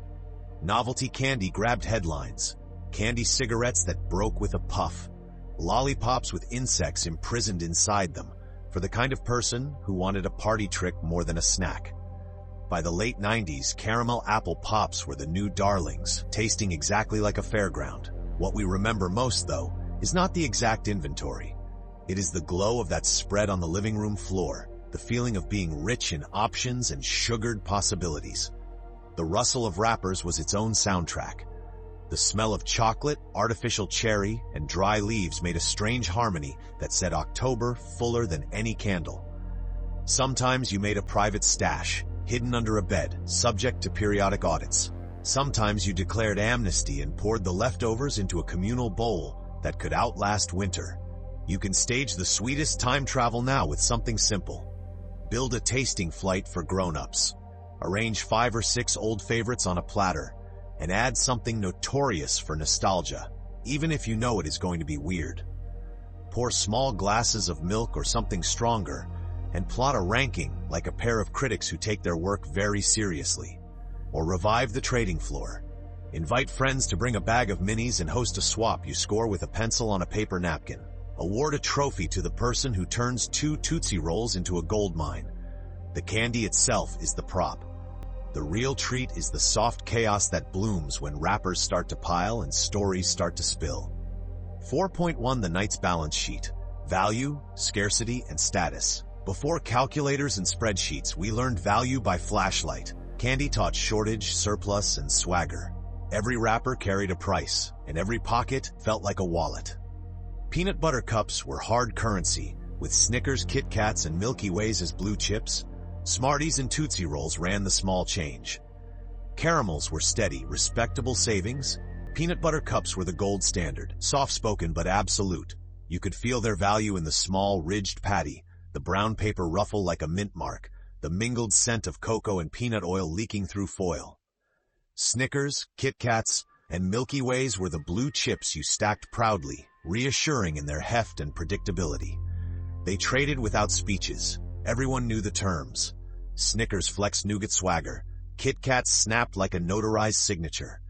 Milky Ways were the quiet dividend, all caramel calm under chocolate night. Smarties and Tootsie Rolls were the small coins in the sack, good for smoothing a lopsided deal or tipping a generous trader. You could palm 3 and make change. Caramels were savings bonds, dense cubes that tugged at molars and patience, slow-paying but respectable. They sat in a tidy row, the financial conservative of October. The lesson arrived without lecture. Portfolio balance. Keep the cups, trade duplicates of the blue chips, use small change to lubricate diplomacy. Suddenly, your pillowcase was a briefcase and the market closed only when sleep did. Scarcity set legends. The house with full-size bars was a stock boom. Marathon bars, PB Max, and Malo cups moved like rare coins quoted breathlessly on sidewalks. The map of the neighborhood rewrote itself when someone confirmed the mythical full-size bar house. It was a stock boom announced in breathless whispers, a sudden detour executed with the urgency of a market rally. You could feel the promise in your plastic pumpkin's handle cutting into your wrist. A king-size wrapper peeked out like a certificate. Streetlights felt warmer, porches friendlier, as if the block had decided to go public. For one stretch of sidewalk, scarcity inverted, abundance became the story, and even the air seemed sugared. Other rarities moved like coinage from a vanished empire. Marathon bars, braided, oddly grand, were quoted from memory by older cousins. PB Max flashed across the 90s and then evaporated, a blue-chip mirage that kept earning footnotes. Malo cups, with their airy marshmallow and those cardboard reward points, traded on mystique. You were collecting candy and dividends. Land one of these, and the trading floor hushed. For a moment, you were the broker with inside information, setting terms with a grin you couldn't quite hide. Volatility came in fads. Pop rocks crackled like fireworks. Warheads dared you to keep a straight face. Candy cigarettes played pretend adulthood, a sugar theater with zero subtlety. Fads made the market jittery, and pop rocks were the opening bell. Tear the packet and the world got louder. Tiny grenades of sugar detonating on your tongue, in your gums, somewhere behind your ears. Every chew was a weather report. They were traded as much for the performance as the taste. Part snack, part science experiment, part dare. The urban legend about soda and doom only boosted demand. Rumor is a remarkable marketing department. Then came Warheads, the 90s sour IPO. A puckered badge of honor, they measured resolve in seconds while your face tried to fold into origami. Green apple felt like it could strip paint. Black cherry haunted your molars. The deal often included witnesses, a countdown, and exaggerated stoicism that always cracked into laughter. Candy cigarettes were theater with zero subtlety, chalk sweet sticks that blew a whisper of sugar dust so you could feign noir on a cul-de-sac. We knew it was fake cool, which made it twice as funny and somehow irresistible. Taxes were real and funny. Porch tolls and the adult tax skimmed the top. It felt unfair then, but it read like ritual sharing later. There were tariffs baked into October. Porch tolls popped up like rogue customs booths, a grinning neighbor or older sibling blocking the steps with a plastic pitchfork, demanding tribute before passage. You'd cough up a mini-bar with exaggerated suffering, the crowd booing, the toll-taker bowing. It was part nuisance, part street theater, and it left a ceremonial emptiness in the bag that somehow improved the story you told 3 houses later. Back home, the adult tax was codified with comic pomp. A hand hovered, selecting with deliberation, often a peanut butter cup, sometimes a Snickers, justified as safety inspection, quality control, or rent. You protested on principle, then admired the audacity. Only later did it read as a communal carve-out, the recognition that a feast belongs to the whole household. The candy never tasted worse for being claimed. If anything, it gained a little narrative caramel, a tang of shared ownership that lasted longer than the chocolate. 4.2 The Sort: Tactics, Rituals, and Negotiations. Then came the floor summit, equal parts ceremony and hustle. Blankets flattened, pillowcases tipped, and the room filled with the rustle of possibility and quiet calculation. Territory mattered. Piles formed like little nations, borders marked by empty boxes. A flashlight beam became a spotlight for inventory, and every crinkle sounded like cash. The floor became a map, and everyone claimed a province. Pillowcases overturned with the gravity of briefcases, and borders were staked with empty fun-sized cartons like cardboard barricades. A plastic McDonald's pail could serve as a capital city. The flashlight beam, maglite, or toy swept across assets, making waxy wrappers glint like a stock ticker on shag carpet. Every crinkle translated to liquidity. Wood paneling, furnace hum, and the faint bite of cold air off damp costumes mixed into that head-down counting silence. Territory meant leverage. You angled your blanket edge like a moat and posted guards made of empty raisin boxes. An older cousin might play comptroller, scribbling counts on a notepad. Someone else wielded the flashlight like an auditor, demanding proof of life for a rumored Reese's. A bored cat sniffed the borders and collected a few wrapper fines. If you want the feeling again, declare a candy demilitarized zone at your next fall get-together and let curious friends negotiate their way across it. Defense had style. Favorites hid under decoys. Wrappers got tucked to disguise the good stuff. You learned to smile while shielding the stash with an elbow. Protection wasn't just practical, it was performance art. You built decoys the way illusionists build misdirection, an enticing top layer of Smarties and Taffies concealing the bullion of cups and bars beneath. Empty wrappers got repurposed as camouflage, a Kit Kat sleeve sliding over a far more valuable nugget. The elbow shield was standard issue, a gentle but immovable guardrail while you smiled and made conversation. Polyester costumes sparked with static, and every crackle felt like a security system arming itself. Some ran shell games. A suspiciously generous offer to trade from the top dared the other party to ignore gravity and dig. Others swore by code names, parking lot mints for Yorks, executive wafers for Kit Kats, to keep eavesdroppers confused. You learned the art of slow play. Let the rival gawk at the decoy, then casually produce a single gleaming prize to anchor the next deal. Try it in adulthood with a charcuterie meets candy board. The bluffing instincts wake right up the second the wrappers rustle. Trades were theater. 2-for-1 deals, pity swaps, and bold bluffs. A single peanut butter cup could pull rank on an entire stack of chews. Negotiations had an opening act. You fanned minis like cards, announced your terms, and waited for the ooze. 2 Tootsie Rolls for a single crackle? Ejected. But a clean, round peanut butter cup could command tribute. A starburst duo, a caramel, and maybe a novelty throw-in like a packet of Fun Dip. Bluffers swore an orange seasonal wrapper meant rarer, and someone always floated a pity swap that doubled as diplomacy. Pop rocks carried appearance fees. Warheads were hazard pay. It was theater because reputation mattered. The kid with a generous exchange rate became a preferred trading partner. The one who reneged got ghosted before ghosting had a name. Deals ended with a ceremonial handshake, fingers dusted in sugar, and the satisfied crumple of settled accounts. Recreate the mood now with friends. Bring mixed bags, keep a running ledger on a coaster, and award bragging rights to the boldest arbitrage. The prize isn't candy, it's the storytelling that inflates value like helium. Endgame choices felt adult. Do you create a private reserve under the bed or pour into the communal bowl and ride the goodwill dividend through November? The final move always felt suspiciously like finance. Do you diversify and pour into the communal bowl, banking goodwill and easy access during TV nights, or establish a private reserve, curated and hidden in a shoebox under the bed? Private reserves encouraged long-term strategy. Freeze the chocolate, ration the cups, guard against audits. Communal bowls turned the living room into a public market where the best pieces vanished at prime time. Both choices came with risk and that delicious sense of agency. Memory adds sparkle to either path. The thrill of finding a forgotten Charleston chew in January, slightly fossilized, still triumphant, rivals the cozy camaraderie of fishing blind from a shared bowl while a rented VHS hisses in the VCR. Adults can nudge the nostalgia by decanting minis in a glass jar on the bar cart or by stashing a personal cache in a desk drawer like a secret dividend. Either way, the endgame wasn't about ownership. It was about extending October's afterglow. 4.3 wrappers, textures, and the glorious oddballs. Even the packaging had a mood. Texture, color, and sound stitched the season together, turning every handful into a small museum of crinkles, snaps, tugs, and smells.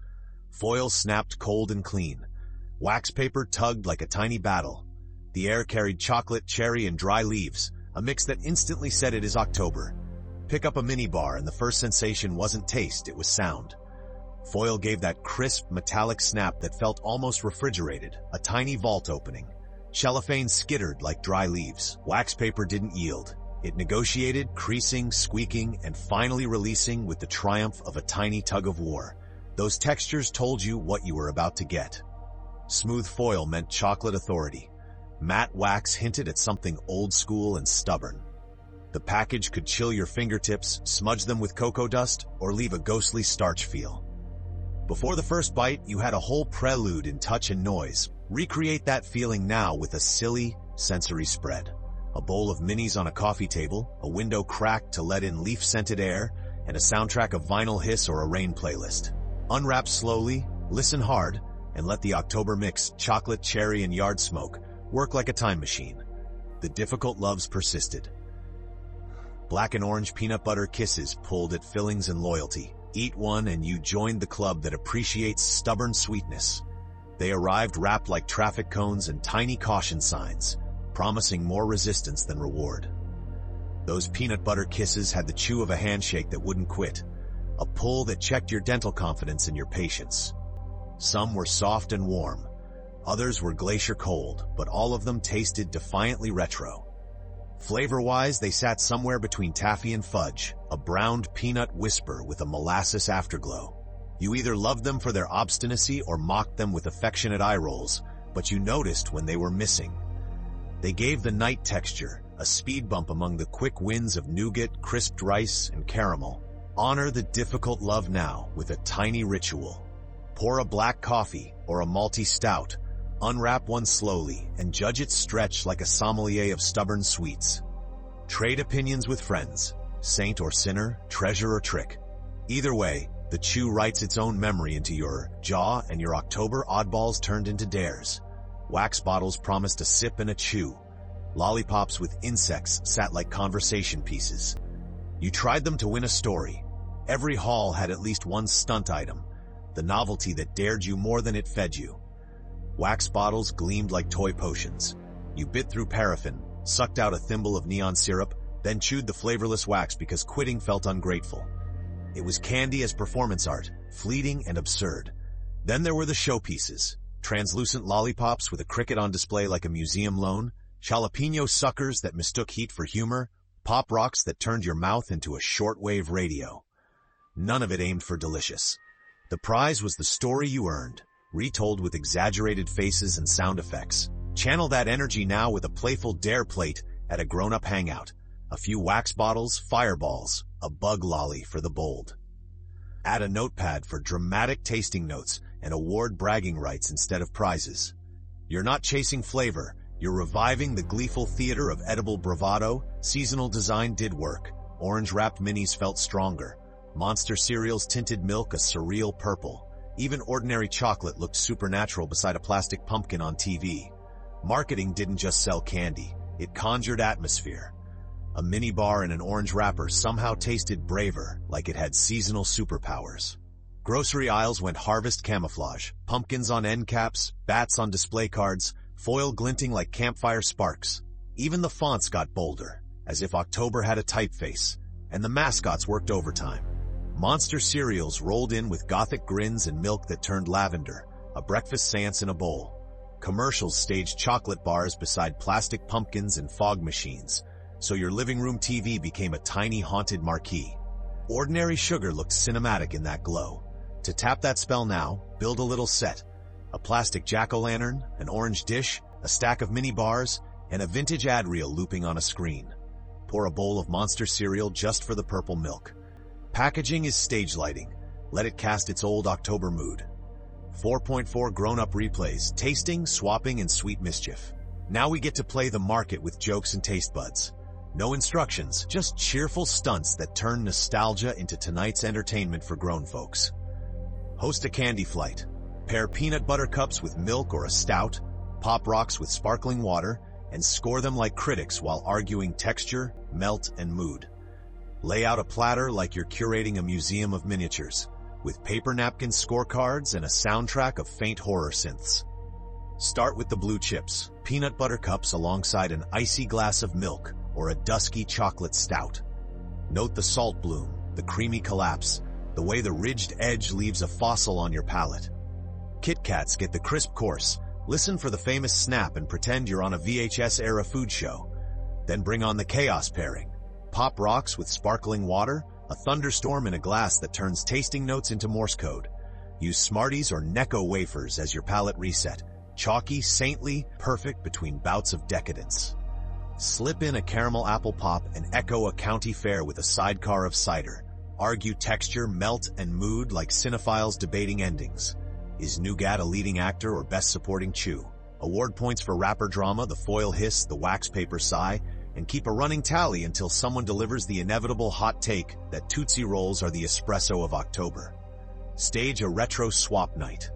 Thrift a punch bowl, use paper napkin scorecards, and crown an arbitrage champion. Set a VHS-era playlist and lean into friendly theatrics. Declare the living room a trading pit and spread the hall on a plaid throw, like you're laying out stocks at close. A thrifted glass punch bowl becomes the exchange. Toss in duplicates and oddities to seed the market. Hand out paper napkin scorecards and a golf pencil, then limber up your best auctioneer patter. The playlist should croon from the VHS era, synthy slasher themes, TV ad jingles, a little Monster Mash for camp. Swap in rounds, blue chips, wild cards, then the infamous candy cigarettes and wax bottles for showmanship points. Side bets encouraged. 2 caramels for a story, a fun-size Milky Way for a dramatic reading of the rapper. Crown an arbitrage champion with a plastic vampire ring and bragging rights until Thanksgiving. The real currency is theater, exaggerated gasps, mock scandals, and the solemn clang of the punch ladle. By night's end, you'll swear you can smell dry leaves and vinyl costumes again, while a small mountain of rappers testifies like confetti.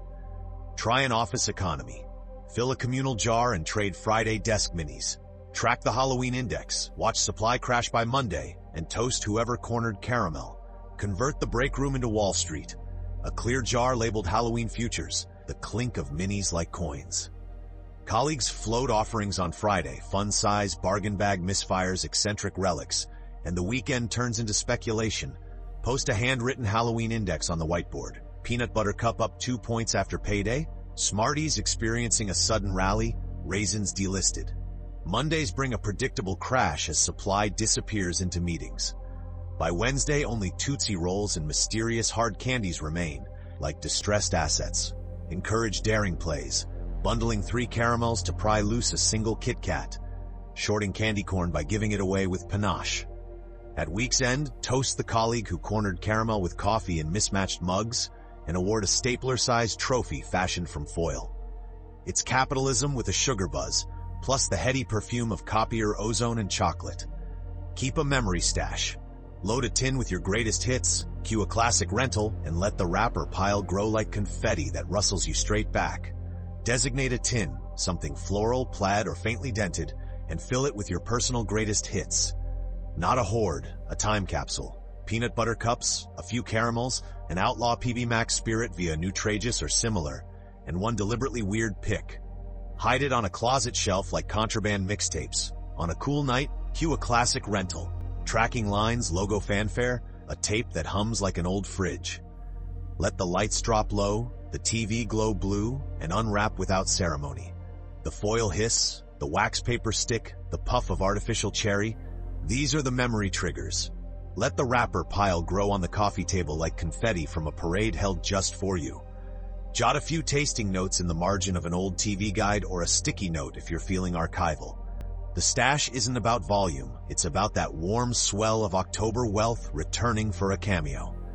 Thank you for listening to Chapter 4. We'll see you in Chapter 5. You're listening to Chapter 5 of A Nostalgic Halloween, reliving the tricks, treats, and traditions of the 70s, 80s, and 90s. Today we're covering Chapter 5, Video Store Frights and Living Room Screams. The horror aisle was church. You walked slower. You tilted boxes to read the back text as if decoding sacred lore. Cover art did a lot of heavy lifting. The glossy pumpkin and knife of Halloween. The tiny monsters peeking from a toilet on the Ghoulies box that dared you to laugh. The leering Chucky promise of child's play, cropped so that the doll's eyes felt like a dare. Critters. Return of the Living Dead. The Blob remake with its rippling pink threat. Sometimes you rented the exact movie the cover was selling. Sometimes you took home a bait and switch and felt weirdly satisfied, because the act of carrying that clamshell to the counter was half the thrill. Video stores smelled like plastic and carpet cleaner and microwave popcorn that had been burned 3 hours ago. If it was Blockbuster, it also smelled like pure possibility and laminated card. If it was a strip mall independent with sun-faded posters, it smelled like guts. The clerks were sages. Some wore name tags and gave warnings about late fees with a tone that suggested they had seen things. Some recommended cult classics with a conspiratorial nod. You slid the tape into the sleeve, paid your small sum, and walked into the night feeling like you had acquired a ticket to an event that only existed for you and your couch.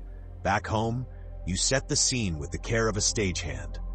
Blankets, pillows, a pizza box that would exist like furniture for several hours, soda bottles sweating on the coffee table. You learned the etiquette, silence for the good parts, a running commentary for the absurd parts. Be kind. Rewind became a mantra and then a joke and then a way of life. Sometimes you recorded TV marathons on EP and created your own warbly archive, complete with commercials that aged into treasures. October meant Elvira cracking jokes so good you snorted, a local horror host with a cape and a pun you could not unhear. USA Up All Night. TNT Monster Vision. The first time you realized The Simpsons could be spooky and smart, and you decided it was a tradition before it even ended. Watching those movies in the 70s and 80s was an exercise in volume control. Turn it down for the shrieks so no one yelled from the hallway. Turn it up for the score because a synth sting could run your blood cold. The 90s added glossy fear. Ghostface on a cordless phone. VHS tapes with warnings about tracking and copies that grew fuzzy the more people loved them. Your VCR learned your preferences by how often you hit pause to argue about whether that shadow in the background had always been there. Horror taught you camaraderie as much as fear. You judged who hid behind a pillow, who laughed at jump scares, who claimed to have seen it all and then screamed like a kettle anyway. The best nights ended in arguments about which cover art was the best lie, or a quiet walk to the kitchen where every houseplant looked a little suspicious until the light clicked on. And when the tape finally clicked and word at the end, there was a bonus ritual in the race to the rewinder shaped like a red sports car, because you were not a monster who returned a tape unspooled. Recreating that buzz is delightfully easy as an adult. Arrange a small gallery of DVD cases or empty VHS sleeves you grabbed at a thrift shop and make your living room the aisles you miss. Set a rule that you pick tonight's movie by cover art alone. Charge each other a make-believe late fee in candy for any pause longer than 5 minutes. Cue a playlist of vintage horror trailers and play them before the feature. Dim the room so the glow of the screen does the heavy lifting. When the credits roll, talk about it like you are leaning against the return bin, checking due dates, making plans for next week, like it is still the most important appointment you have. 5.1. The Gospel of Box Art. The horror aisle was a library of forbidden field guides.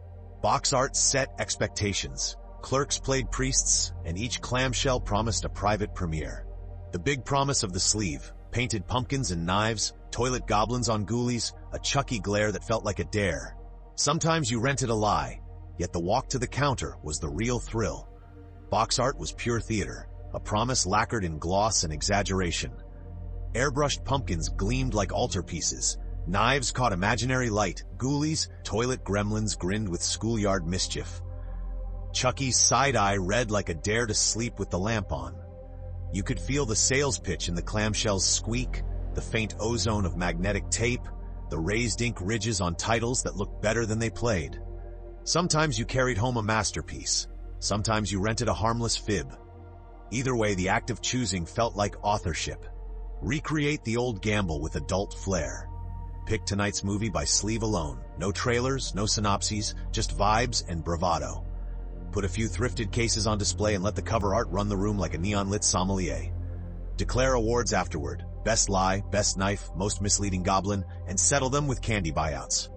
Keep the clamshell ceremony sacred. Lift, inspect, nod like a producer greenlighting chaos. The point, then and now, is that brief, electric moment when a picture convinces you that you're about to witness legend. The temple and the corner shop. Blockbuster smelled like plastic hope and laminated rules. The indie strip mall store smelled like sun-faded posters and guts. Both taught you to hunt the single copy behind the empty box. Blockbuster was fluorescent order. Blue-yellow signage, rows aligned like cornfields. The whisper of plastic sleeves sliding in and out of place. It smelled like carpet cleaner, corporate optimism, and a hint of microwaved popcorn from somewhere behind the counter. The indie strip mall shop was chaos with charm. Sun-faded one-sheets, buzzing lights, a bell that announced your entrance like a seance. Either way, the ritual was the hunt, scanning for the lone tape tucked behind the display box, peeking sideways to spot a black spine lurking like treasure. You trained for scarcity. Friday night lines, polite stalking near the return bin, the rapture when a clerk set down a warm from the rewinder copy. To relive it, plant decoys at home, empty boxes up front, the actual pick hidden behind one, maybe intentionally misfiled near comedy to simulate fate. Scribble a mock due date. Enforce a token late fee payable in miniature bars. Flood the room with a too bright lamp. Let shadows sharpen the edges. And savor that private triumph when you pull the last copy like Excalibur from a shelf. Clerks as curators. Name tags knowing smirks, warnings about late fees delivered like prophecy. A whispered tip about the Blob remake or Critters felt like admission to a club you swore to keep secret. The clerks were our librarians of dread, translating box art bluster into watchable nights. Name tags, knowing smirks, and late fee warnings delivered like prophecy. Due by noon, or darkness falls, made the transaction feel ceremonial. Their hushed aside about the Blob remake, Critters, or a bootleg director's cut felt like initiation. You learned store lore. Which tape was pan and scan, which had the good trailers, which was somehow always out because rumor said it was uncut. The staff pick shelf functioned as a secret map, annotated in ballpoint snark and coffee rings. Revive that camaraderie by appointing a clerk for the night, someone to anoint the staff picks, veto spoilers, and issue mock membership cards with a stamped due date. Write shelf talkers on index cards with the same dry wit you remember. If you liked slashers with jokes, try this. Levy late fees and candy, award amnesty for good recommendations, and close with the traditional benediction. Be kind, rewind, figuratively, with a trailer reel as credits roll. The movie matters, sure, but the priesthood of taste is what made the ritual sing. 5.2 Couch conventions and shared screams. Back home, the living room became a theater with worse seats and better company. Pizza steam, blankets, and a bossy remote set the tone. Nesting for nerves. Blankets became barricades, pillows marked territory, the pizza box behaved like furniture.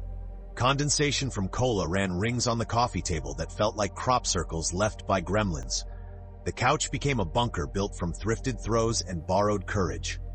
Blankets weren't just warm, they were barricades to duck behind when the strings shrieked. Pillows marked territory like soft border stones. This square was yours, that square belonged to the bravest mouth in the room. The pizza box settled in like a coffee table annex, its grease constellations mapping a route to heartburn and happiness. Condensation from cola drew wet rings, crop circles you blamed on gremlins, not coaster neglect.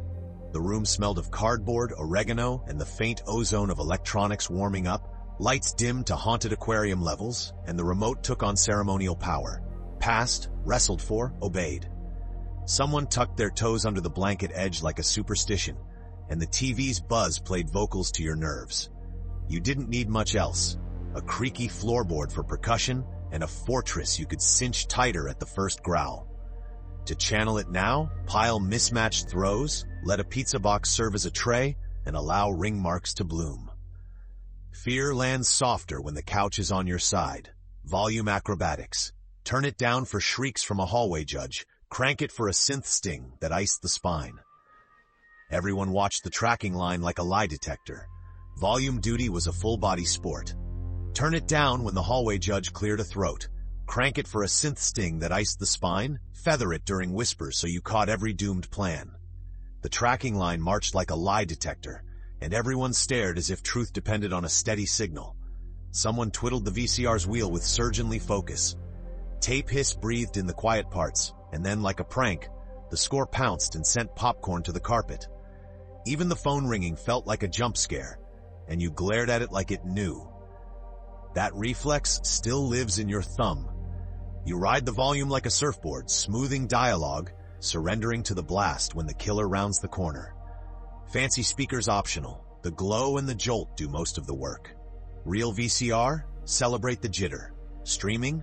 A little hiss or a VHS filter scratches the same itch. Choreographed banter. Silence during the good kills. Commentary during rubber monsters. Laughter as social glue. You learned who hid behind a pillow and who bragged then screamed like a tea kettle. Conversation had choreography. You observed the sacred pause for the good kills. Then, when a rubber monster wobbled into frame, the riffing began like jazz. Laughter worked as social glue, sealing a pact that none of you would admit how fast your hearts were drumming. Roles emerged. The pillow hider who peeked through fringe. The expert who bragged they'd seen it all and then screamed like a tea kettle. The quote machine lobbing lines 2 beats ahead of the screen. Together, you built a living room writer's room, timing puns to land exactly on the sting and booing when someone stepped on a moment. It wasn't about being clever. It was about creating a net under the fall. Try it now with a playful silence rule for the set pieces and a candy tax for the worst jokes. Hand out mock awards at credits, best overreaction, most heroic peek through fingers, and let the applause drown out the nervous glance you give the dark hallway.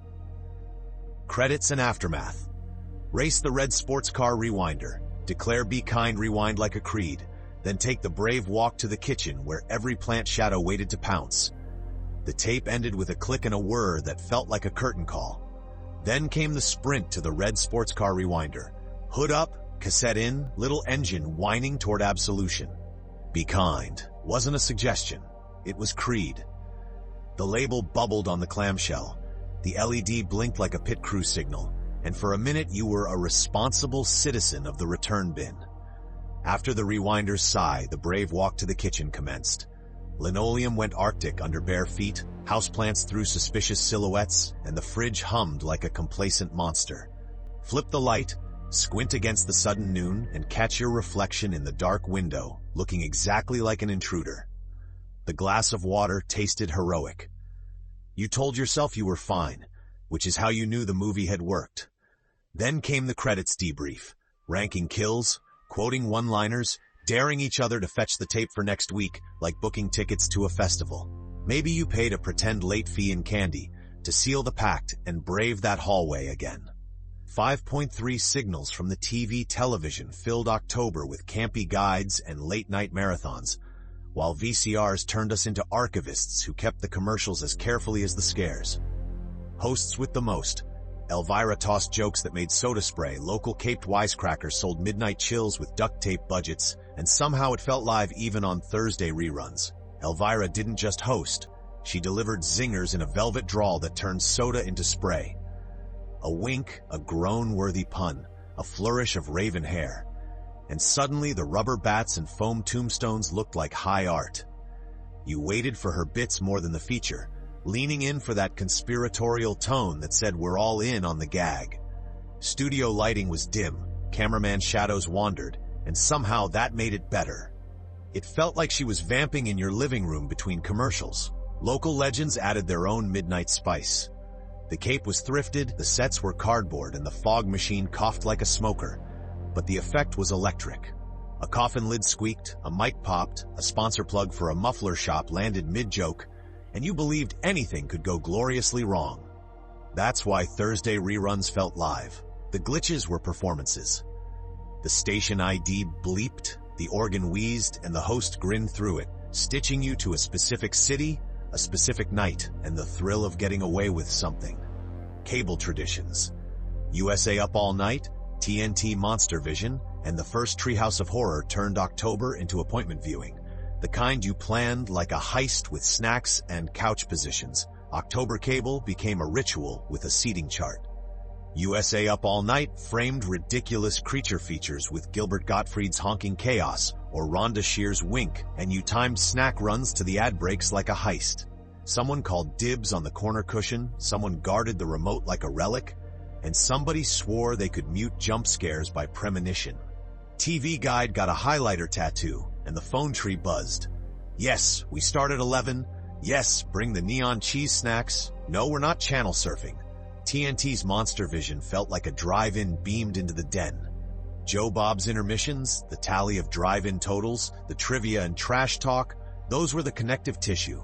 Then the first Treehouse of Horror arrived and rewired the holiday. Smart, nasty, and somehow cozy. An annual blood-tinged blanket fort. These weren't just programs.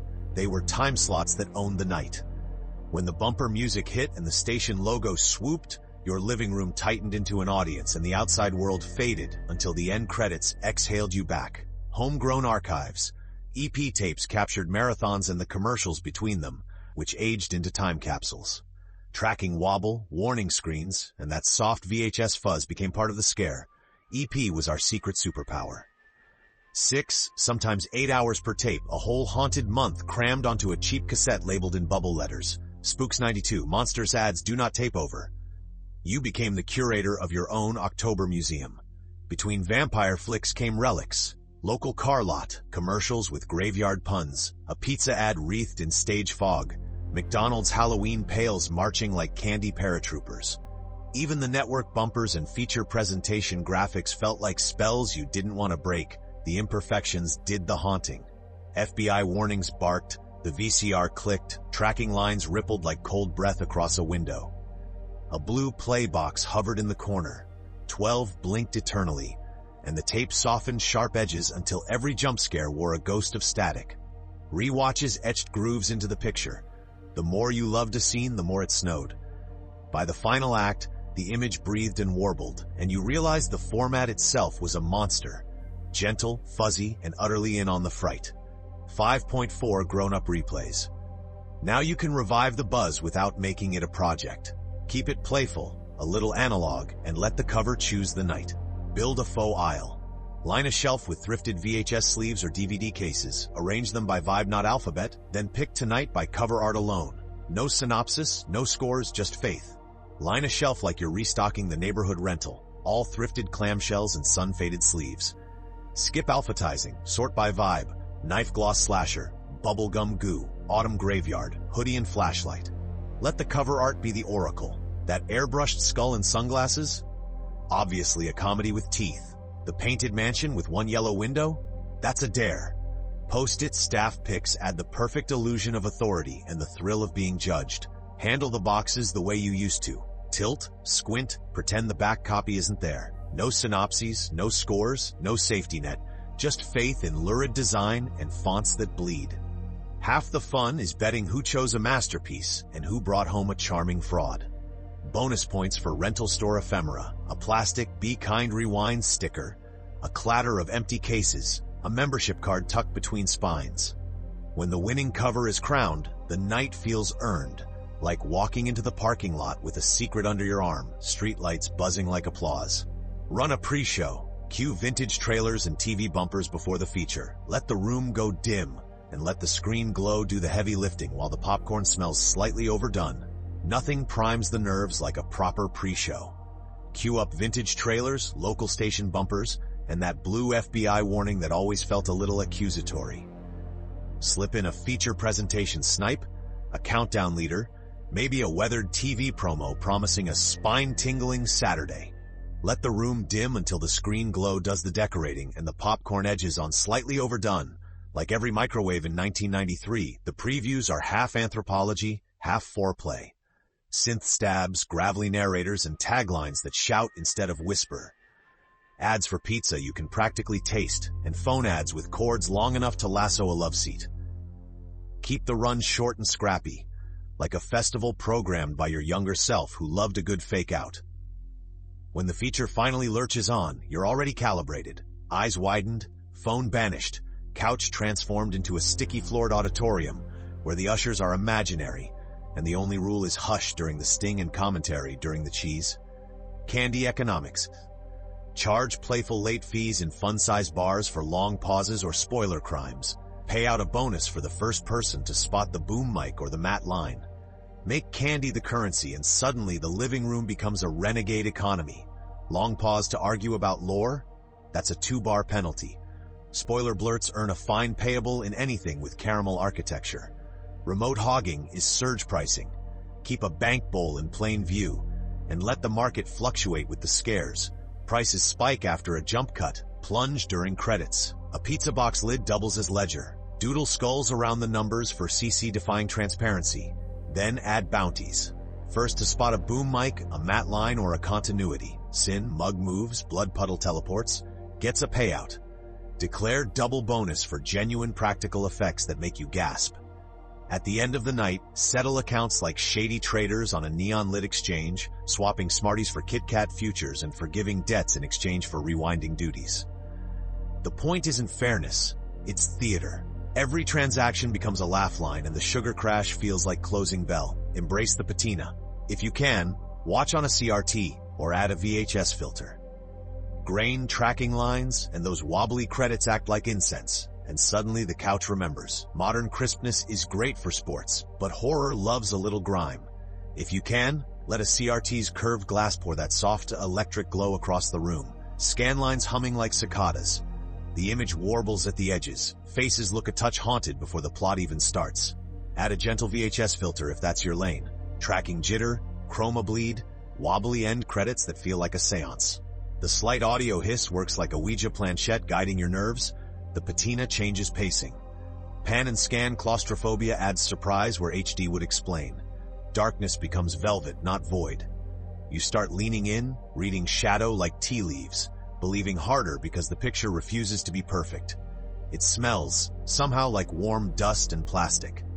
When the tape clicks, even if it's pretend, and the screen blooms with that blocky blue, you exhale in a language your muscles remember. Rustic tech isn't a gimmick. It's incense for the ritual, the difference between watching and haunting. Thank you for listening to Chapter 5. We'll see you in Chapter 6. Welcome to Chapter 6 of a nostalgic Halloween, reliving the tricks, treats, and traditions of the 70s, 80s, and 90s.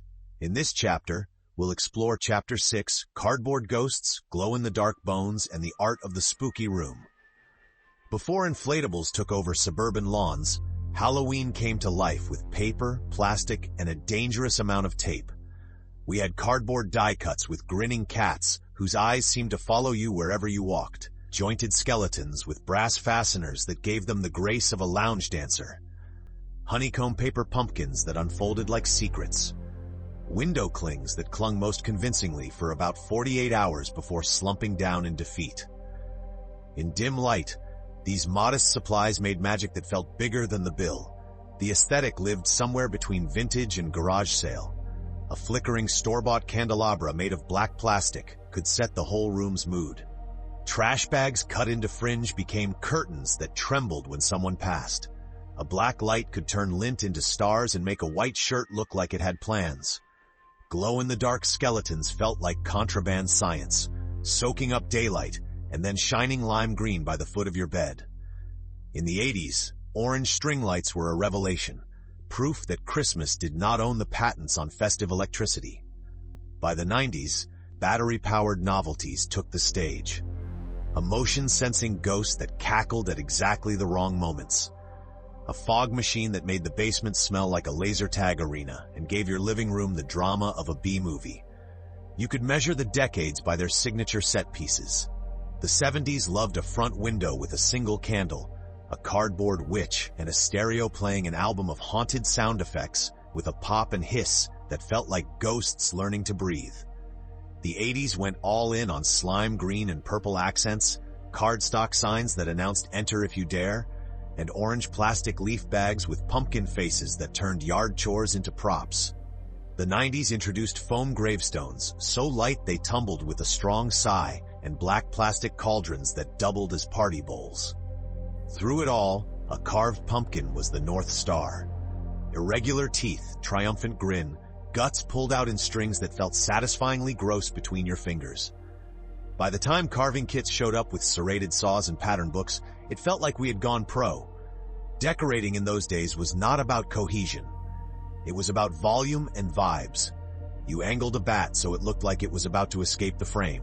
You stuck a spider web in a corner and made peace with it, collecting dust like an employee of the month. You put a skeleton in a chair and jumped every single time you came around the corner, because fake or not, a seated stranger in your living room will always do its job. And the soundtrack mattered. Maybe it was a cassette of creaking doors. Maybe it was a radio station spinning Rockwell and Oingo Boingo with the enthusiasm of a holiday bartender. Whatever you put on loop, it soaked into the decorations and made them feel alive.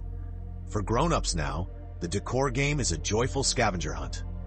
Thrift stores are museums that let you buy the exhibits. A faded black cat die cut has power. A chipped ceramic pumpkin that lights with a nightlight bulb can run an entire room. Do not worry about style guides.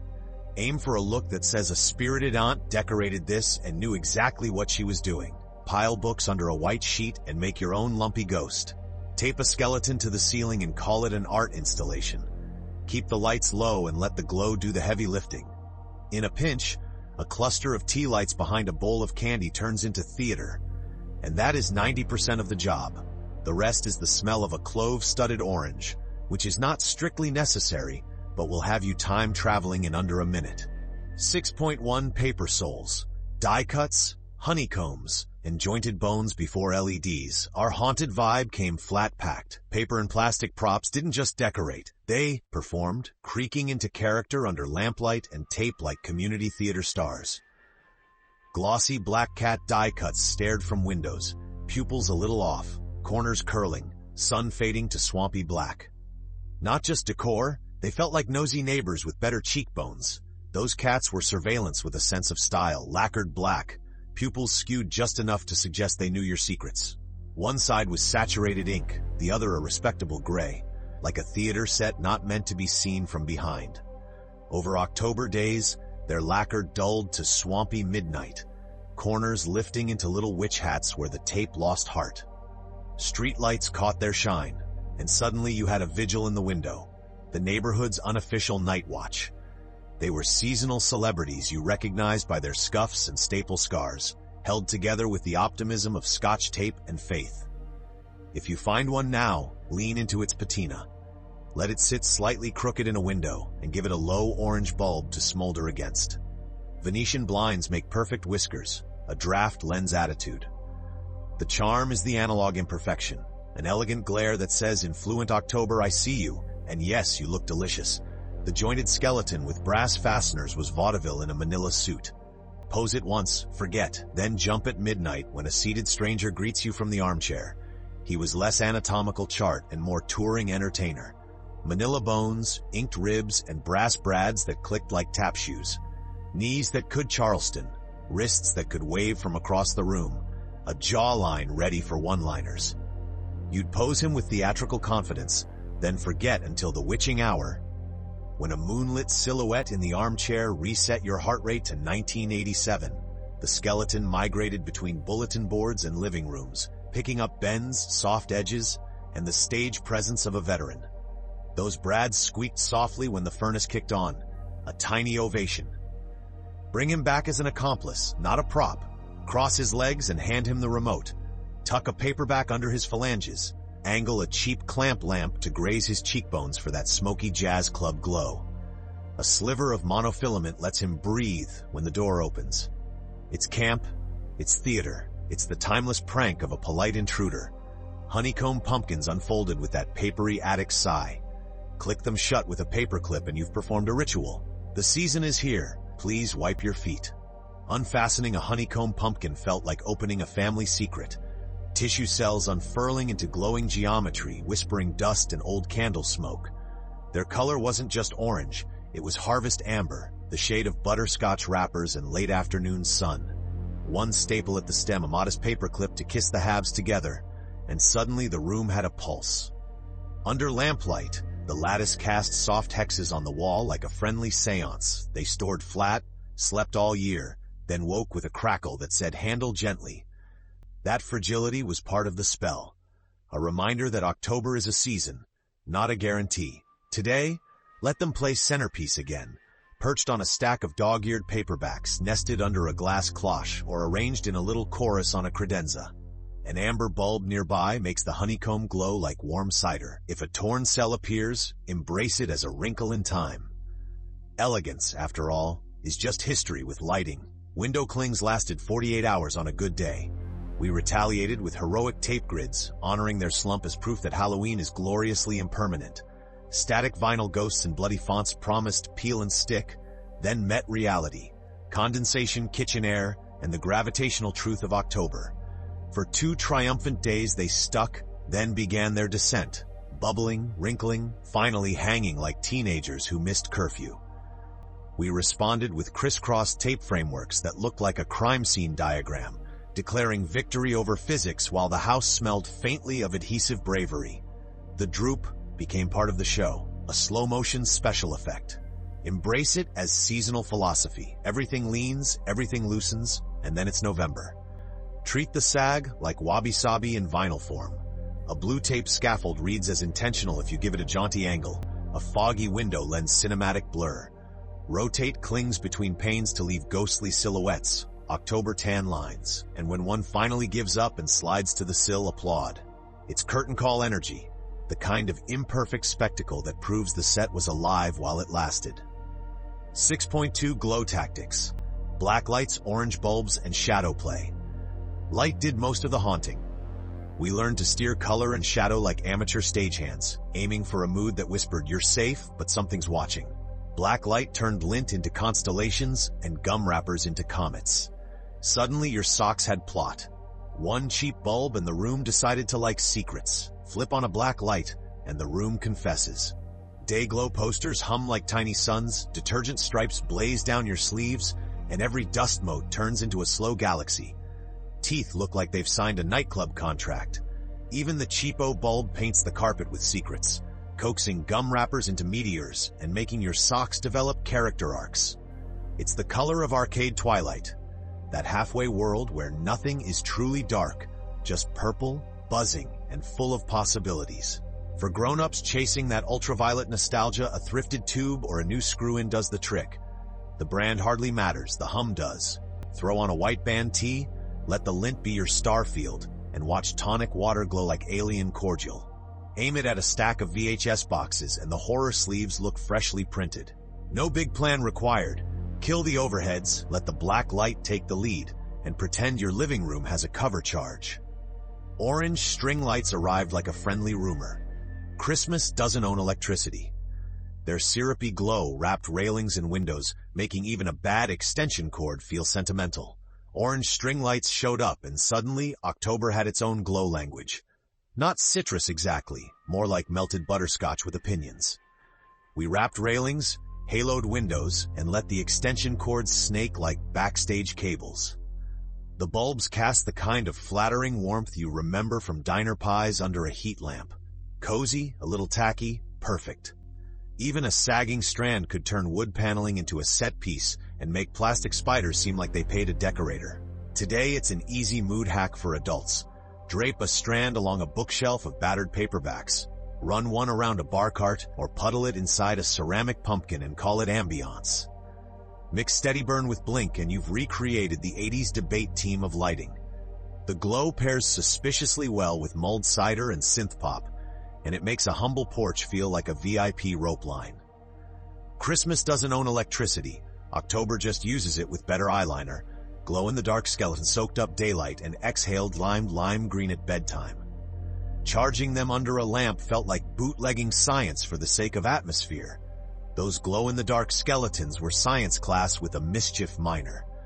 They'd spend the day drinking sunlight through the window, then exhale that illicit lime at bedtime, a soft, radioactive. The plastic felt chalky, smelled faintly of pool toys, and left your fingers dusty if you fussed with the ribs.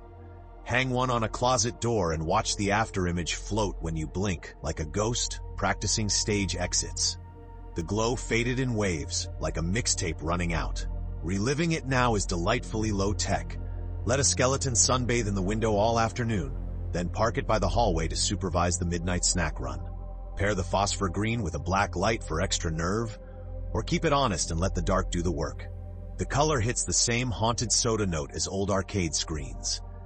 It's campy, it's cheap, and it puts a sly grin on the room, like it knows where the good candy is. Silhouette tricks were timeless. A cardboard witch, a single candle, and a drawn shade. From the sidewalk, your house became a radio drama with pictures.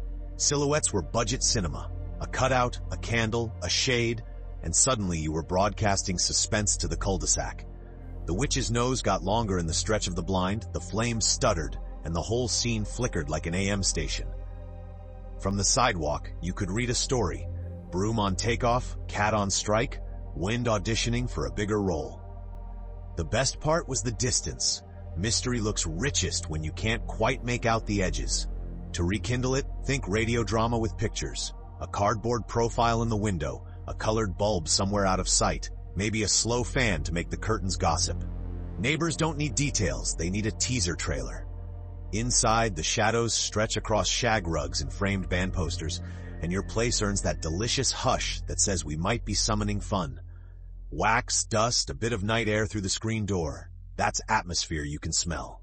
6.3 atmosphere on a budget. Noise, smell, and stage fog, sound and smell were the secret budget items. If it creaked, hissed, or steamed sweetly, it bought you ambience cheaper than dry ice at the grocery store. Haunted sound effect cassettes wore a cozy hiss. Doors, chains, a bored werewolf. Through speakers, not earbuds, the room itself seemed to breathe in time. Those haunted sound effect cassettes wore a comforting blanket of hiss, like static knitting the room together. The loop was always a little off.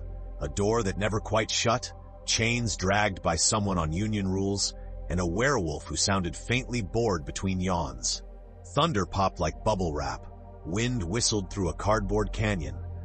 Flip the tape and you'd get the same parade again, but softer, worn at the corners, as if the house had learned its lines. Played through speakers, not earbuds, the room itself seemed to breathe in time. A cheap boombox on a bookshelf turned drywall into lungs. Plug into a thrifted receiver, and the floorboards joined the chorus. Volume low, lights low, and the hiss became weather, the kind that makes candy bowls remember their duties. If you're conjuring it now, embrace the lo-fi. Let the tape wobble, the woofer buzz, the werewolf clear his throat. Authenticity is measured in goosebumps, not fidelity. A fog machine lent instant B-movie authority and the aroma of laser tag. Beam a flashlight through it, and every dust mote auditions for a starring role. A fog machine granted instant B-movie authority, the kind of swagger usually reserved for rubber bats and synth scores. The first plume rolled out like dry ice's chatty cousin, warm and a little sweet, and suddenly the living room looked like a VHS cover with too much confidence. Shine a flashlight through it, and every dust mote hit its mark, drifting into the beam like paid extras. The carpet blurred, corners softened, and the coffee table became a haunted peninsula. It wasn't subtle, and that was the point. The machine hummed like a rented robot, scented the air faintly like a laser tag arena, and turned ordinary gestures, pouring a drink, opening a door, into slow-motion entrances. Pair it with a black light or an orange strand and you've got accidental cinematography. If you're recreating the mood now, cue short bursts and let the swirls settle between songs. The room will remember its drama, and you'll discover that fog is the cheapest curtain a stage ever needed. Motion-sensing ghosts cackled at wildly wrong moments, which somehow worked. Park one near the snack table and let it heckle adults reaching for another handful. Motion-sensing ghosts had the comedic timing of a prank show and the battery life of a fruit fly. They cackled when no one moved and stayed quiet when a herd stampeded by, then erupted precisely as an adult reached for more chips. That mismatch was the charm. You weren't being haunted, you were being heckled. The little fabric phantoms wagged their heads, LEDs like pinprick eyes, and delivered a budget stand-up routine to a bowl of pretzels. Park one near the snack table and let it play Maitred, announcing every return visit with shrieks and applause. Or set it by the coat rack so arrivals get a laugh track, the greatest equalizer of small talk. The cheap motion sensors love to be fooled. A swinging doorway counts as a crowd. Embrace the imperfection. Give the ghost a name. pretend it's the MC, and accept that its best gag will happen in an empty room, which somehow makes the story better later. Scent is the time machine. Clove-studded oranges, warm cider, candle wax, a hint of pumpkin guts. One whiff and the room remembers how to be October. Scent does the real conjuring. Clove-studded oranges whisper in from the 70s like postcard air. Warm cider fogs the windows and sweetens the chatter. Candle wax adds that soft, church basement hush. Then there's the unmistakable note of pumpkin guts, earthy, vegetal, a little defiant, clinging to your knuckles long after you've washed the seeds. One whiff and the room remembers how to be October. All sweater sleeves and porch light halos. Recreate the bouquet and you're halfway to a time warp. Let a simmering mug perfume the corners. Light a few thrifted votives that smell faintly of vanilla notebooks, and tuck in a hint of smoke from an outdoor candle or an open window. Add orange peels to a bowl of candy and it looks like you meant to. It's less about a single fragrance and more about a collage, domestic, cozy, slightly haunted, that lingers on your coat like a polite ghost. 6.4 The Spooky Room Revisited, layering objects for grown-up mischief. Recreating the old spooky room now is part scavenger hunt, part inside joke. You're curating vibes, not matching swatches, and the patina does half the acting. Treat the thrift store like a museum gift shop. A chipped ceramic pumpkin and a nightlight bulb can headline the room with charming low-watt bravado. Walk into a thrift store like you're touring a gallery of retired headliners. That chipped ceramic pumpkin? It's a marquee in disguise. Slip a nightlight bulb inside, and the glaze wakes up, pooling amber on the nearest wall and throwing a soft, wobbly grin across the room. Scratches red like provenance. The hairline crack becomes a famous lighting effect. You're buying stories, not perfection, and the patina does all the acting while you nod like a curator with a secret, pair it with a sun-faded black cat die cut, and a brass candlestick that insists on leaning 5 degrees left. Stack old cookie tins under a plastic cauldron to give it stage height, then let the shadows do their scandalous work. The air smells faintly of dust and warm cord insulation, and everything hums at a low, cozy voltage. When someone asks the theme, shrug. The theme has survived several Halloweens and still wants applause. Decorate with media, VHS horror boxes, dog-eared paperbacks, a mixtape label in cracked handwriting. Stage a living room parade for friends and toast the year the VCR 8 Side B. Decor is a media archive with a mischievous grin. Line up VHS horror boxes so the lurid cover art reads like a neighborhood of haunted billboards. Airbrushed claws, impossible moons, taglines that threaten consequences, and popcorn. Dog-eared paperbacks add the papery whiff of secondhand dread. A bent spine proves someone read past midnight. Scatter clamshell cases like glossy stepping stones, and let that sun-bleached Be Kind Rewind sticker play docent. It's not clutter, it's set dressing. Now cue the soundtrack that lives in your muscle memory. Prop a mixtape with cracked handwriting near the speakers and pretend the VCR 8 Side B, even though that's not how physics works. The joke still lands with alumni of broken devices. Invite friends to do a living room parade around the coffee table, each carrying a tape like a banner. Raise a glass to late fees, taped-off TV commercials, and the glow that turned Friday night into folklore. Trash bag fringe, masking tape, a stubborn staple remover, garage sale chic is the look. Crooked edges tell the truth better than anything you can 2-day ship. Garage sale chic is the rebellion against crisp, algorithmic perfection.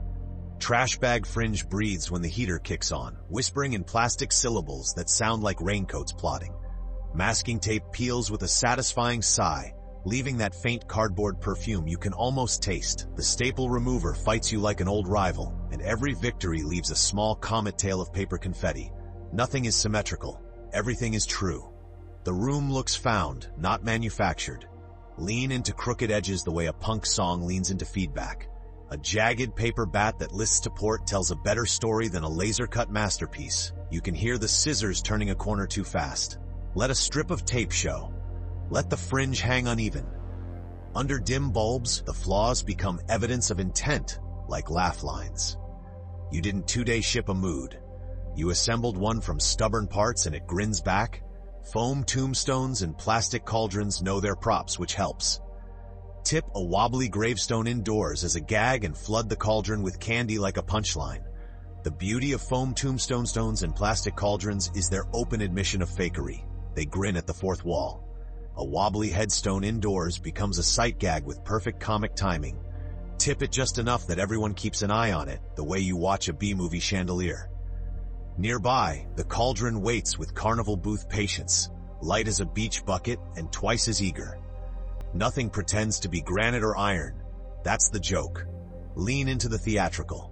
Stage a tiny graveyard among the houseplants and park the cauldron under a lamp so the candy gleams like treasure.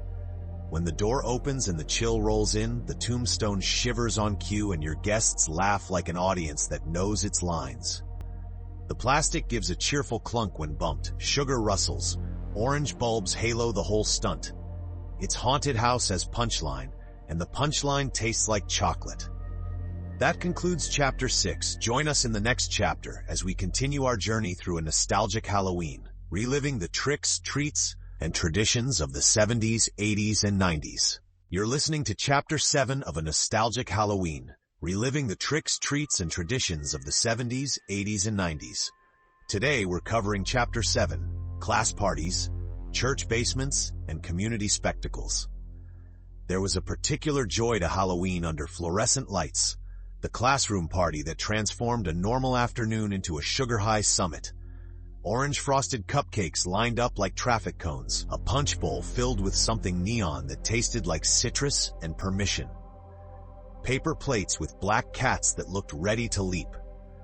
Costumes that felt heroic on the playground suddenly read differently in the classroom, where you had to navigate desks and the oddity of sitting as a vampire while doing a word scramble.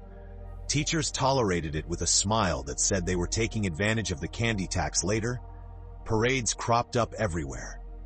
You paraded through school halls while teachers clapped like a drumline. You paraded past the front windows of shops that smelled like dust and sugar. In a church basement, you stood in line for a cakewalk that felt rigged in your favor when the tune landed on your square. There were rec center haunted houses made with black plastic tarps and the absolute commitment of teenagers who wore face paint like war paint. One corridor was a maze of cardboard. Another was a room where you stuck your hand into peeled grapes and spaghetti, and no one ever got tired of saying eyeballs and guts, even though you knew regional spice flavored everything. In some places, there was a fall festival that served chili and cornbread and insisted you bob for apples in a galvanized tub, like you had not already learned the limits of that sport. In others, hayrides creaked their way through fields dotted with corn stubble, the smell of diesel and straw and cold air mixing into a perfume you can still summon on command. Devil's Night was a phrase in some zip codes, a legend in others, and the radio wore a October costume of its own. DJs queued up Monster Mash like it was a fresh release and invited ghost story call-ins that turned into a tapestry of neighborhood lore. By the 90s, school parades met their mall cousins. Indoor trick-or-treat routes sprang up with maps printed on glossy flyers, a modern bubble-wrapped version of the door-to-door wander. Youth group lock-ins promised safe scares and cafeteria donuts for breakfast. And office parties, bless them, attempted to capture the charm with candy bowls and contests that rewarded enthusiasm more than artistry. Nothing beats the sight of a middle manager dressed as a mummy who will not break character during a budget meeting. These events all had a shared heartbeat. They were communal rehearsals for the big night, a chance to see who we could be at night while the sun was still up.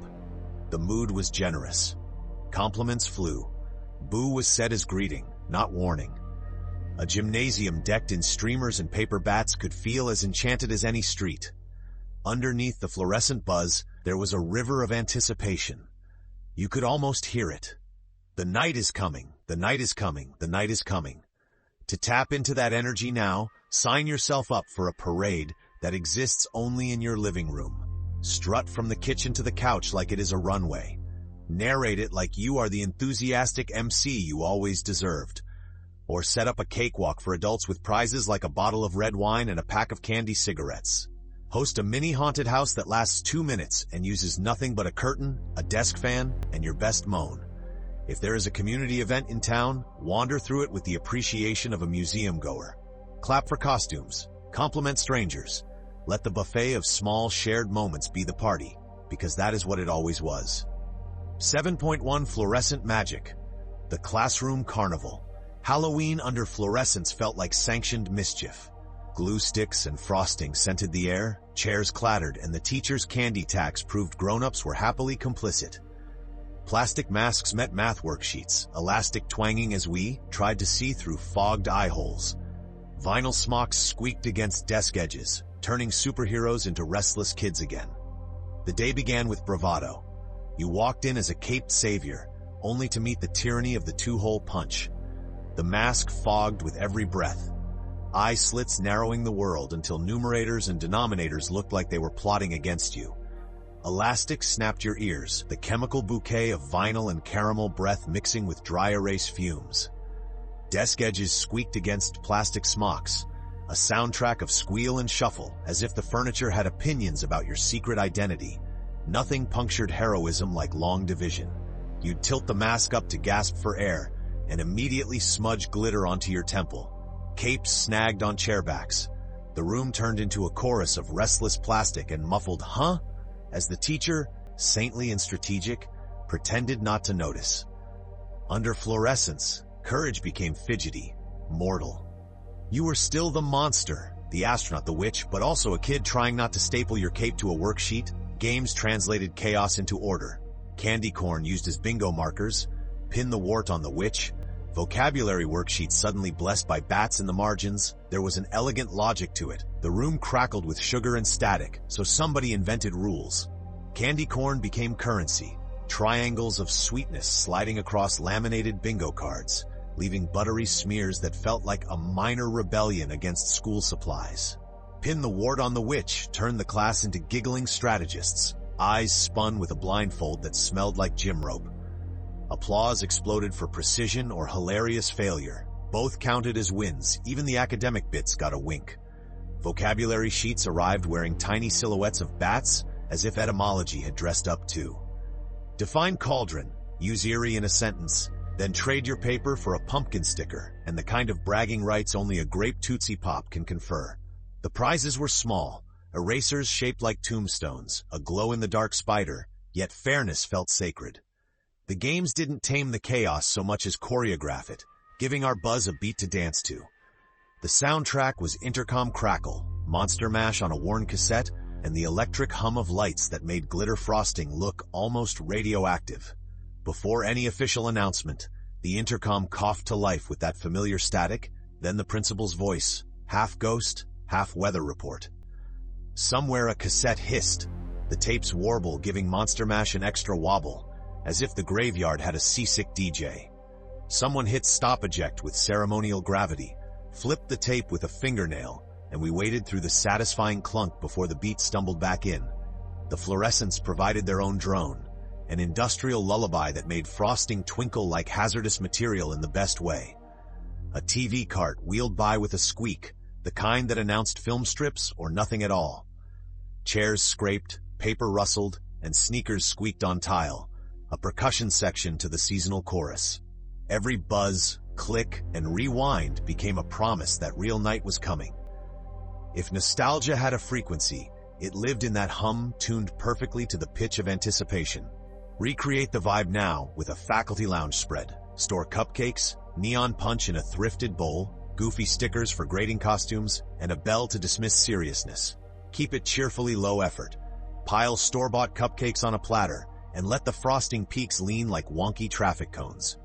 Mix neon punch in a gleefully kitsch glass bowl from the thrift store, the kind that arrives with a ladle faintly haunted by decades of potlucks.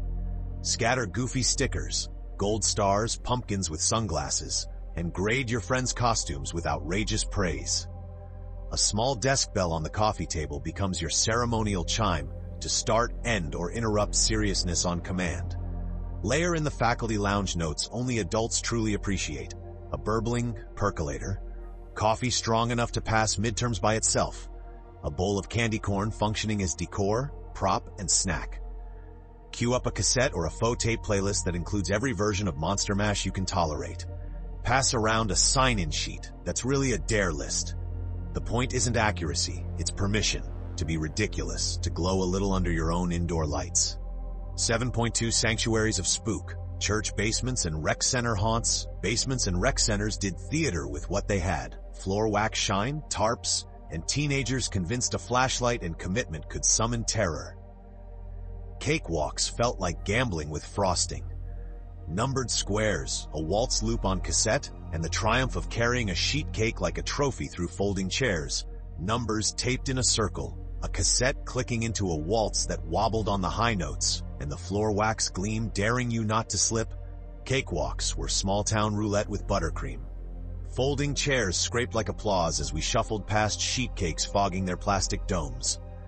The air carried equal parts percolator coffee, hairspray, and that sugar ozone scent of store-bought frosting. A tinny PA announced winners with the authority of a carnival barker who moonlighted as a math teacher. Triumph arrived on a paper plate, marching a slab of marble cake through folding chairs like a heavyweight belt, strangers clapping because sugar is a communal sport. You noticed the politics too, the quiet rivalry between homemade pride and bakery box convenience, the aunties who could read a crumb like tea leaves. For grown-up gatherings now, a winking cakewalk is perfect kitsch. Put on a syrupy waltz, circle slowly, and let the winner take carbs and glory. It's gambling, but the house is frosting.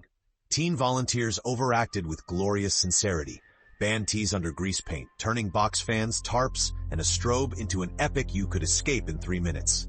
The cast was always a youth group hydra. Eyeliner smudged over band tees, fake blood drying into abstract art, and someone whose sole job was to rattle chains near the thermostat. Tarps became catacombs, a strobe turned dust into atmosphere, and the box fan provided both wind and soundtrack.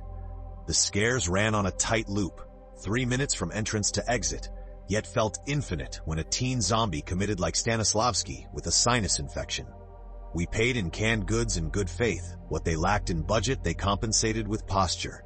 Backs hunched, hands twitching, the kind of overacting that would embarrass you anywhere but under fluorescent lights. It was theater camp colliding with a basement punk show, and the alchemy worked. To channel that now, keep the spirit of earnest excess, throw your shoulders into a jump scare, let your makeup smear, and embrace the melodrama. Adults deserve a haunt where the plot is simple, the timing relentless, and the laughter immediate. Touch and feel bowls made bravery tactile. Peeled grapes, cold spaghetti, blindfold giggles, and the sacred whisper of eyeballs and guts even when everyone knew. Blindfolds turned a folding table into a rite of passage. A volunteer whispered you're brave while guiding your wrist toward a bowl that radiated refrigerator cold. Fingers met peeled grapes with the soft pop of truth, then slid through spaghetti that clung like seaweed. Somewhere, a kid snorted laughter. Somewhere else, a church lady coughed into a napkin. The air tasted like powdered drink mix and disinfectant. Courage had a texture, and it was slick. Everyone knew the punchline, eyeballs and guts, but pretending together was the whole point. You kept the blindfold on a heartbeat longer than necessary, savoring the drama, then peeled it off like a stage reveal. That communal gasp lives rent-free in memory. For an adult reprise, bring a mystery bowl to a party and watch bravado meet reality. Narrate like a radio host coaxing callers into the dark. The scare isn't the bowl, it's the suspense, plus the ridiculous dignity of playing along. Today's Echo is delightfully small scale. A hallway curtain, a desk fan, 2 sound effects on your phone, coffee cake as prize, and storytelling that sells the scare. The modern Echo is blissfully lo-fi. A hallway becomes liminal with 1 cheap curtain, a lamp dimmed to amber, and a desk fan making fabric breathe like a shy ghost. 2 sound effects on your phone, distant thunder and a door that never quite shuts, do more work than a trunk full of props. The trick is pacing. Let silence stretch, then puncture it with a whisper. You're not courting nightmares. You're courting goosebumps and grins that feel earned. Offer a coffee cake as the grand, faintly ironic prize, the adult equivalent of hoisting a sheet cake through rows of chairs. Tell a story while people wait their turn. Local legend, office myth, a half-remembered radio call-in that still gives your neck a prickle. The production values can be thrifted. The sell is in the voice. When you commit, even a fluttering curtain becomes a portal. That's the secret we learned under fluorescent lights. Small spaces, big imaginations, maximum fun. 7.3 Marching in costume. Halls, Main Street, and the mall loop parades turned us into traveling exhibits. Halls, storefronts, and later malls became stages where applause was candy and camera flashes felt like tiny bursts of fame. School parades moved single-file past doorways, applause our currency. Masks pushed up like visors to gulp air, then dropped again for the camera. Single file meant we were exhibit and audience at once, shuffling past doorways where teachers clapped the way rain clatters on tin. The halls smelled like floor wax and tempera paint, a bouquet of ambition. Our Ben Cooper and Collegeville masks fogged with breath, eye holes sliding as the elastic tried to scalp us. The glossy smocks whispered against knees, capes snagged on backpack hooks.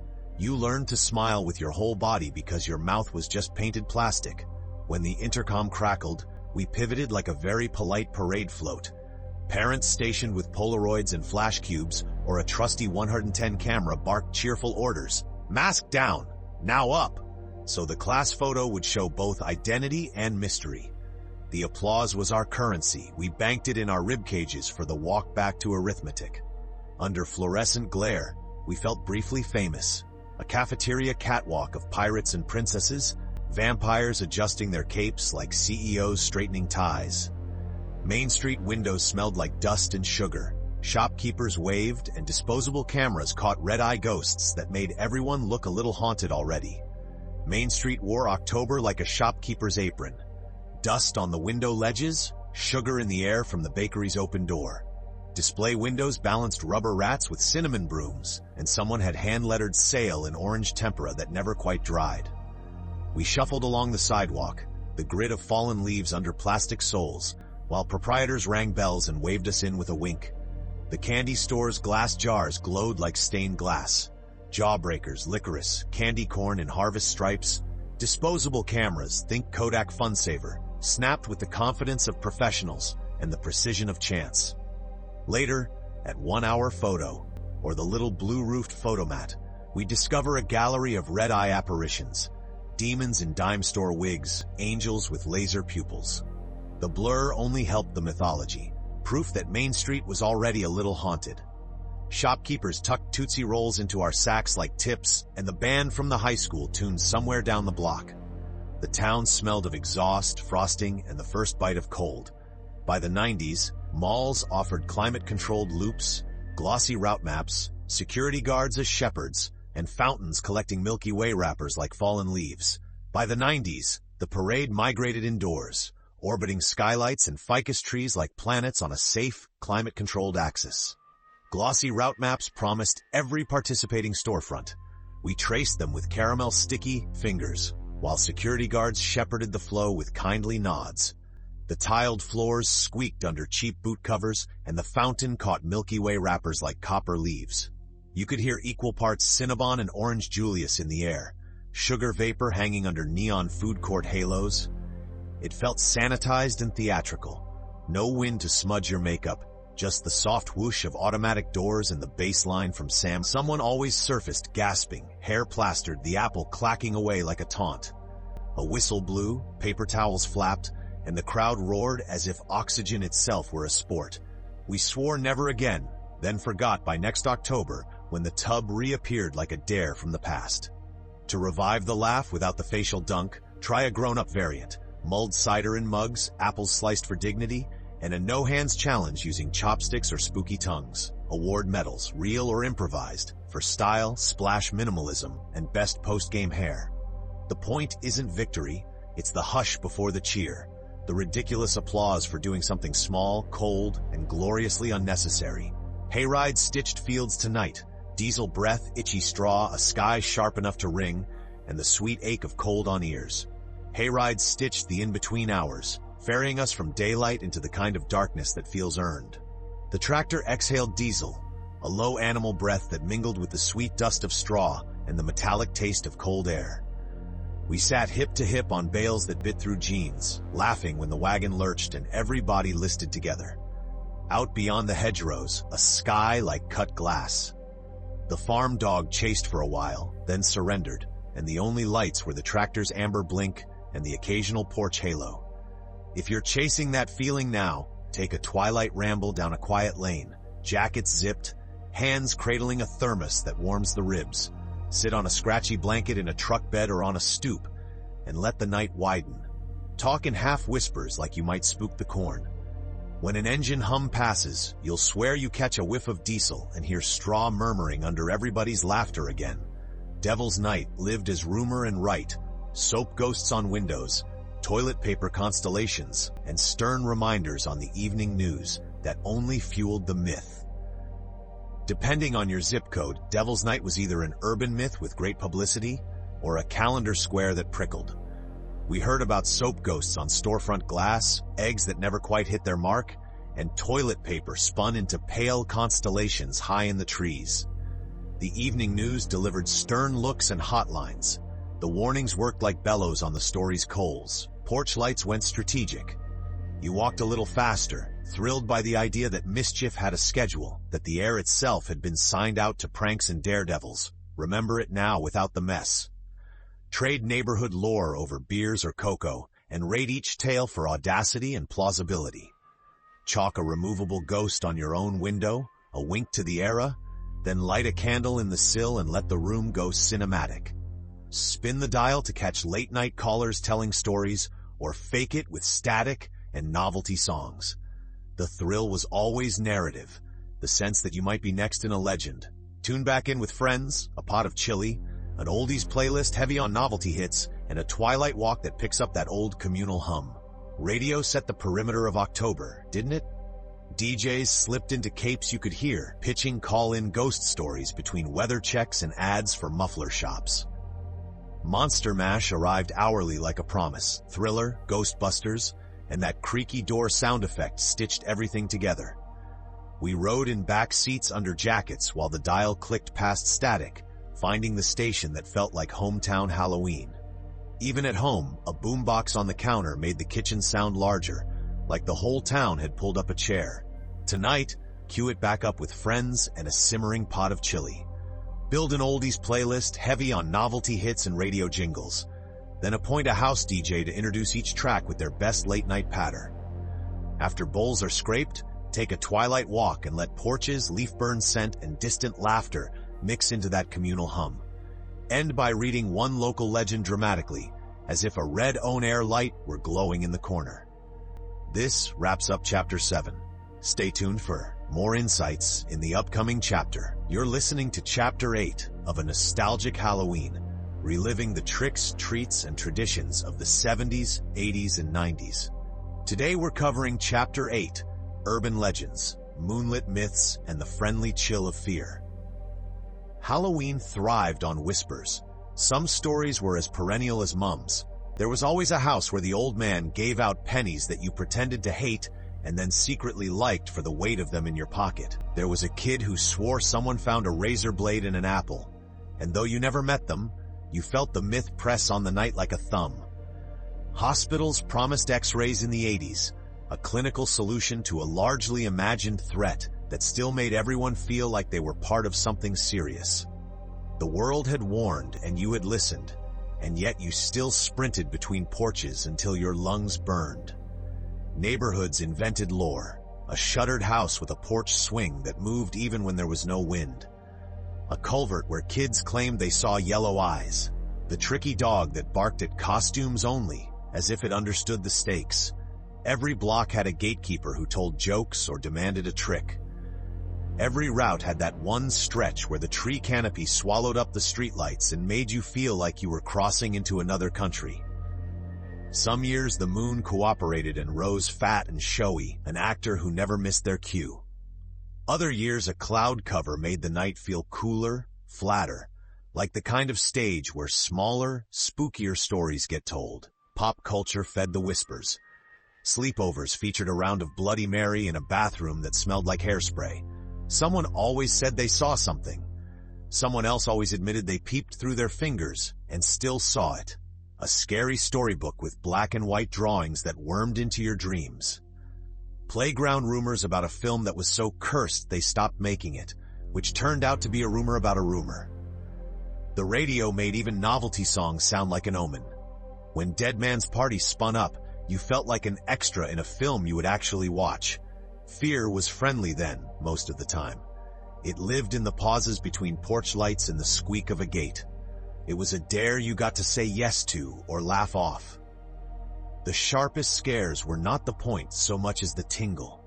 That lovely shiver in your ribs when a plastic bat brushed your shoulder or a motion sensor zombie snapped awake and the weather pitched in. That particular chill that made you clutch your bucket closer, that advised you to walk a little faster, that smelled like rain just thinking about it. Even when a headline got loud, the night itself felt like it belonged to us, an event orchestrated by neighborhoods, not by fear. Of course, teenagers tested the edges, because that is what teenagers do. Some towns had Mischief Night, an unofficial holiday for toilet paper and soap on windows. In a few places it got darker, and adults stepped in to remind everyone where the line was. But the memory that lingers for most of us is comparatively gentle. The glow of jack-o'-lanterns, the crunch of leaves from someone following 3 steps behind, the sudden appearance of someone in a Grim Reaper cloak who hissed an overacted boo and then handed you a lollipop with a flourish. To savor that old chill now, host a little storytelling hour. Lights low, 1 candle. Everyone shares a neighborhood legend they swear is true. Make the rules clear, embellish like a pro. Or print out a few local ghost stories and go for a night walk, reading stanzas at each corner, like a tour guide for the uncanny. If you want a prop, pick up an old handheld mirror and carry it in your pocket as a private joke. The point is not to spook yourself into checking the locks 5 times. It is to recapture that friendly tingle, the kind that makes you smile while your shoulders rise of their own accord. That feeling is the battery that still powers October, no matter how long it has been since you sprinted between porches with a pillowcase full of loot. 8.1 The rumor mill that lit. The route Halloween ran on word of mouth. One whisper could tilt your map, change your pace, and make a porch feel like a test you were weirdly happy to take. The apple with the blade that no one you knew actually saw.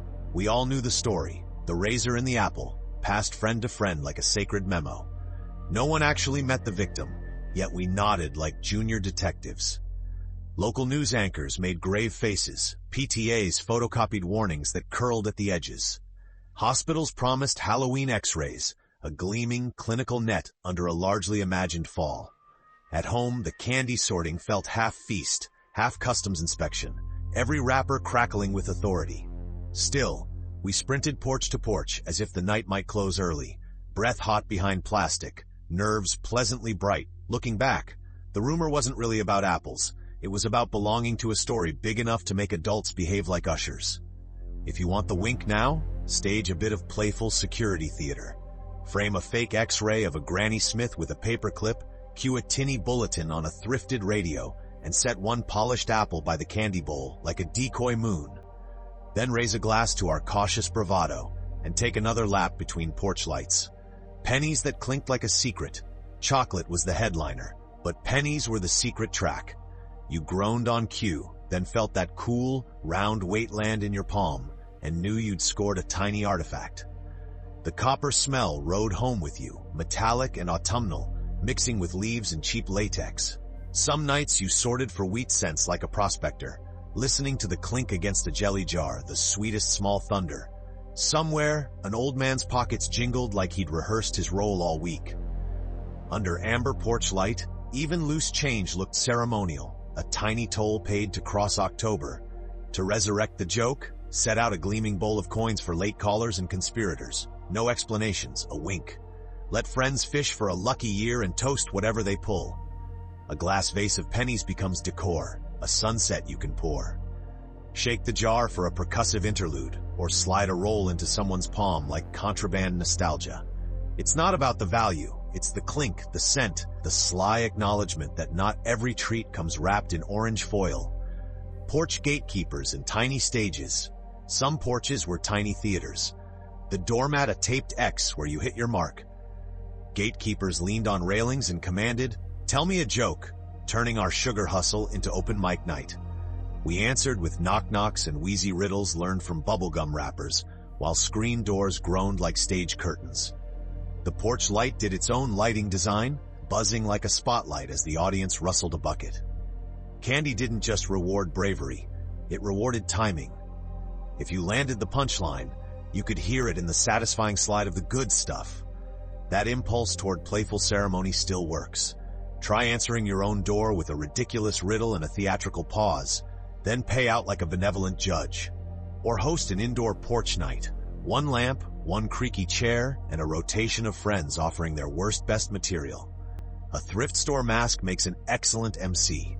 Trade applause for vintage minis and let the pauses stretch until the laughter arrives. Because Halloween has always been a performance dressed as a doorbell. The sprint, the mask, the breath. Remember the sprint?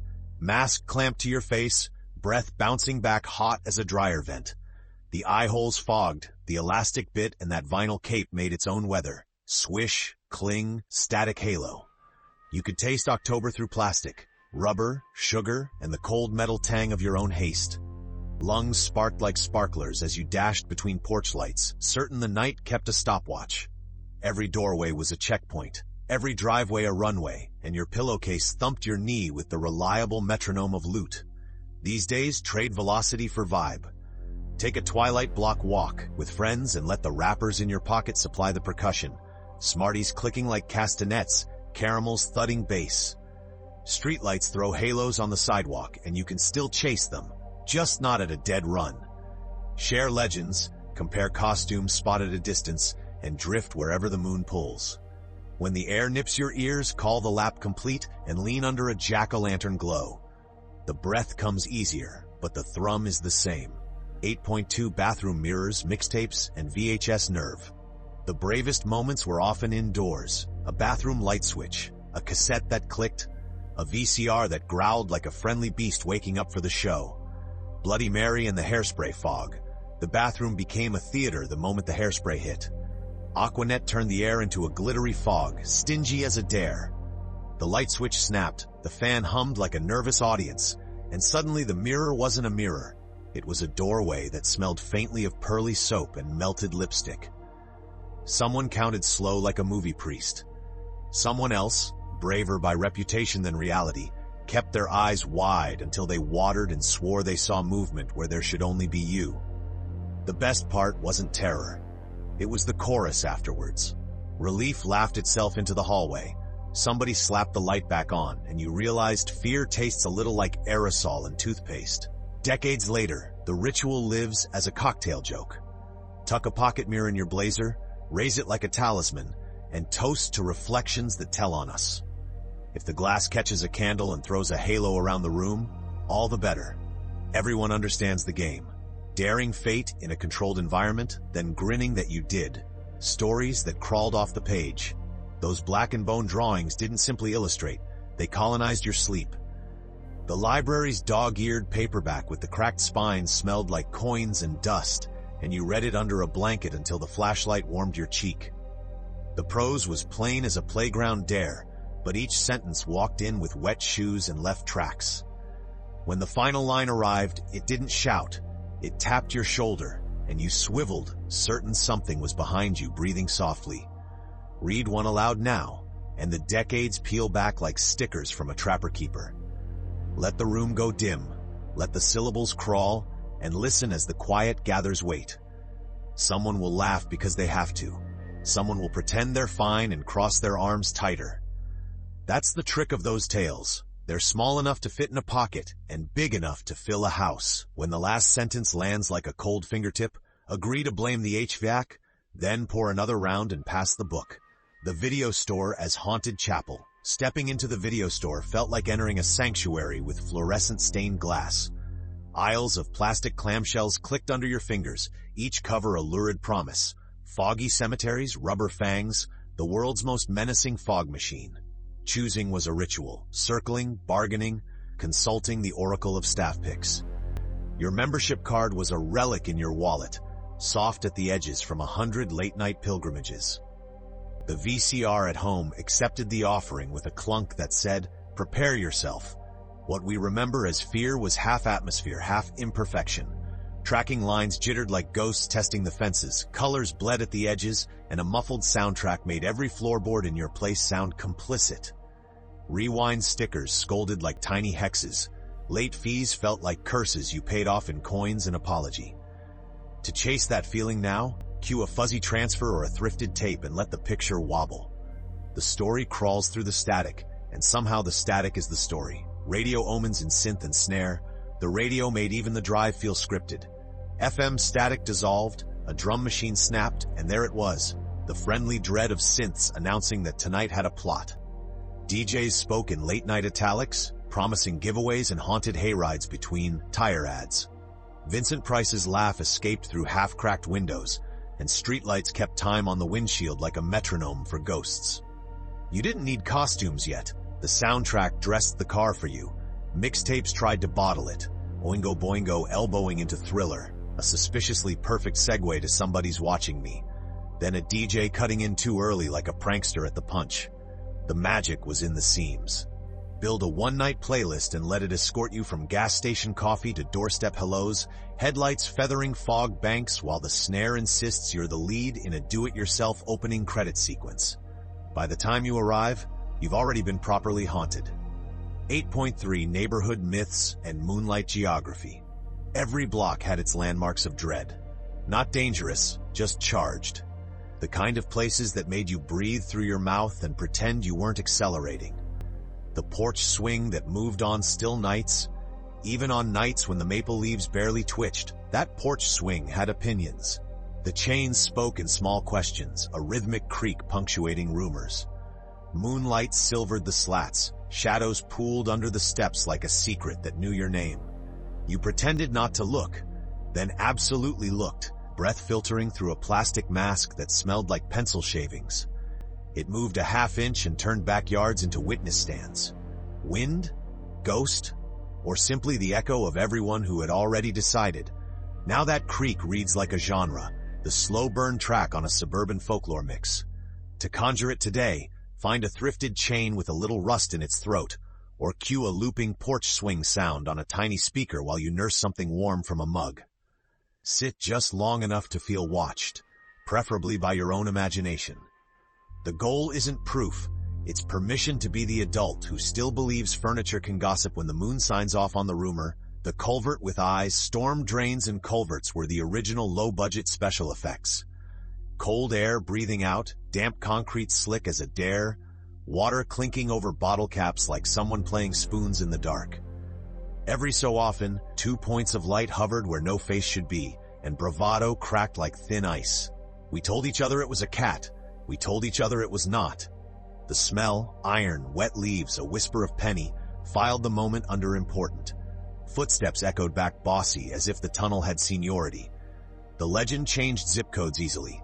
Gators in the south, a drifter in the Midwest, a clown everywhere after one particular TV miniseries. What stayed constant was the negotiation with darkness. To revisit it now, take a night stroll and let your flashlight skim the lip of a culvert. Watch how reflections jump like stage lights. If a pair of eyes flash and blink, applaud nature's retroreflectors and carry on. You weren't looking for monsters anyway. You were looking for that delicious second when caution and curiosity shook hands. The costume-hating dog. Behind the chain link, a municipal Cerberus patrolled a square of trampled grass. The rattle announced you before you hit the sidewalk seam.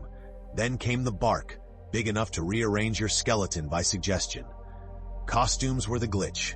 Dracula cape, football pads, a store-bought alien head. Whatever the disguise, it short-circuited canine certainty. For 6 steps, you were made of squeaky plastic and fogged breath and bravado. By November 1st, the same dog would wag at your unmasked face, scandalized that you'd tried changing species for an evening. That backyard drama taught us something oddly tender. Halloween was a night when identities got renegotiated, even with the neighbor's watchdog as mediator. Today, the memory returns whenever a mask shifts your posture by an inch. Lean into it. Put on something ridiculous. Cue an old sound effects record full of gratuitous barking, and do a lap past your own reflection. If your pulse spikes, congratulations, you've summoned the friendly adrenaline of 92. You're not outrunning danger. You're courting the comic courage that lives exactly 1 yard past the gate. The tunnel of trees.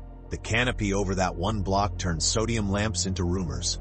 Leaves knitted a temporary cathedral. Every step stitched your breath into the damp air, white and brief as chalk.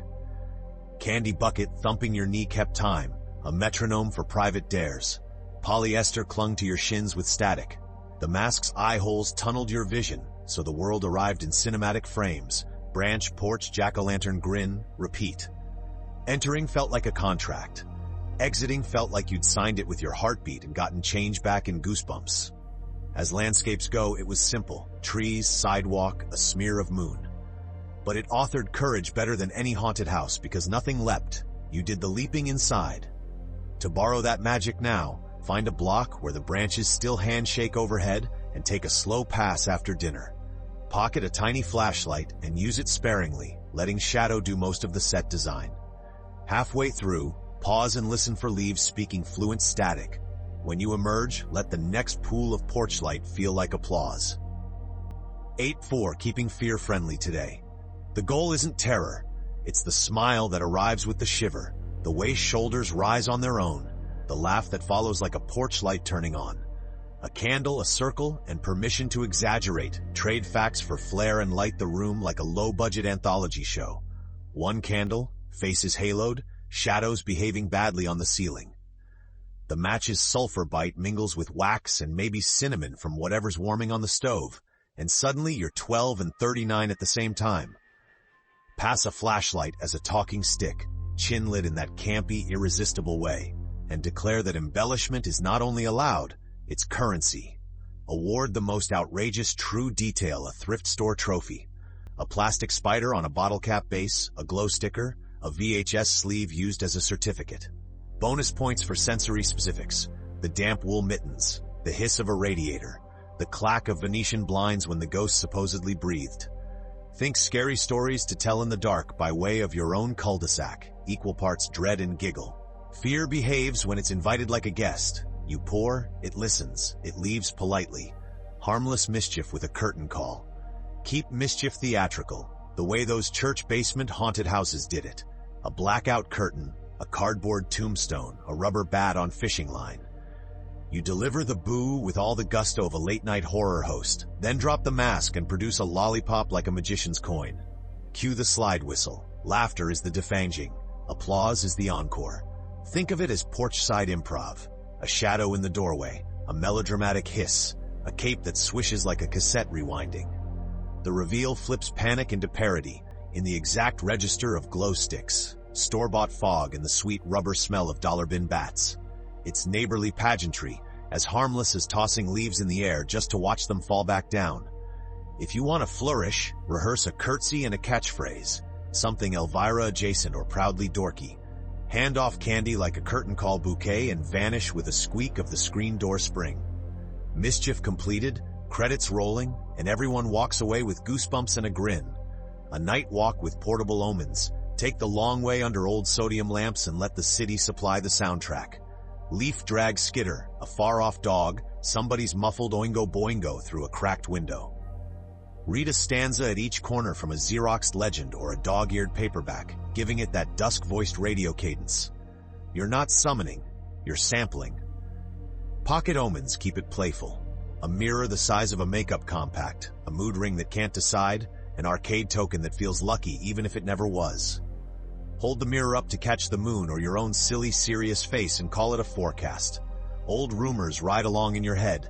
Bloody Mary, hitchhikers, the house with the moving swing, now softened into folklore. Finish at a diner or stoop with something warm in a thermos and compare notes like amateur archivists. What did the night give you? A good line? A better chill? The feeling of being 7 sidewalks from home and perfectly fine with it? That pleasant electricity is the point, the portable omen you carry back inside.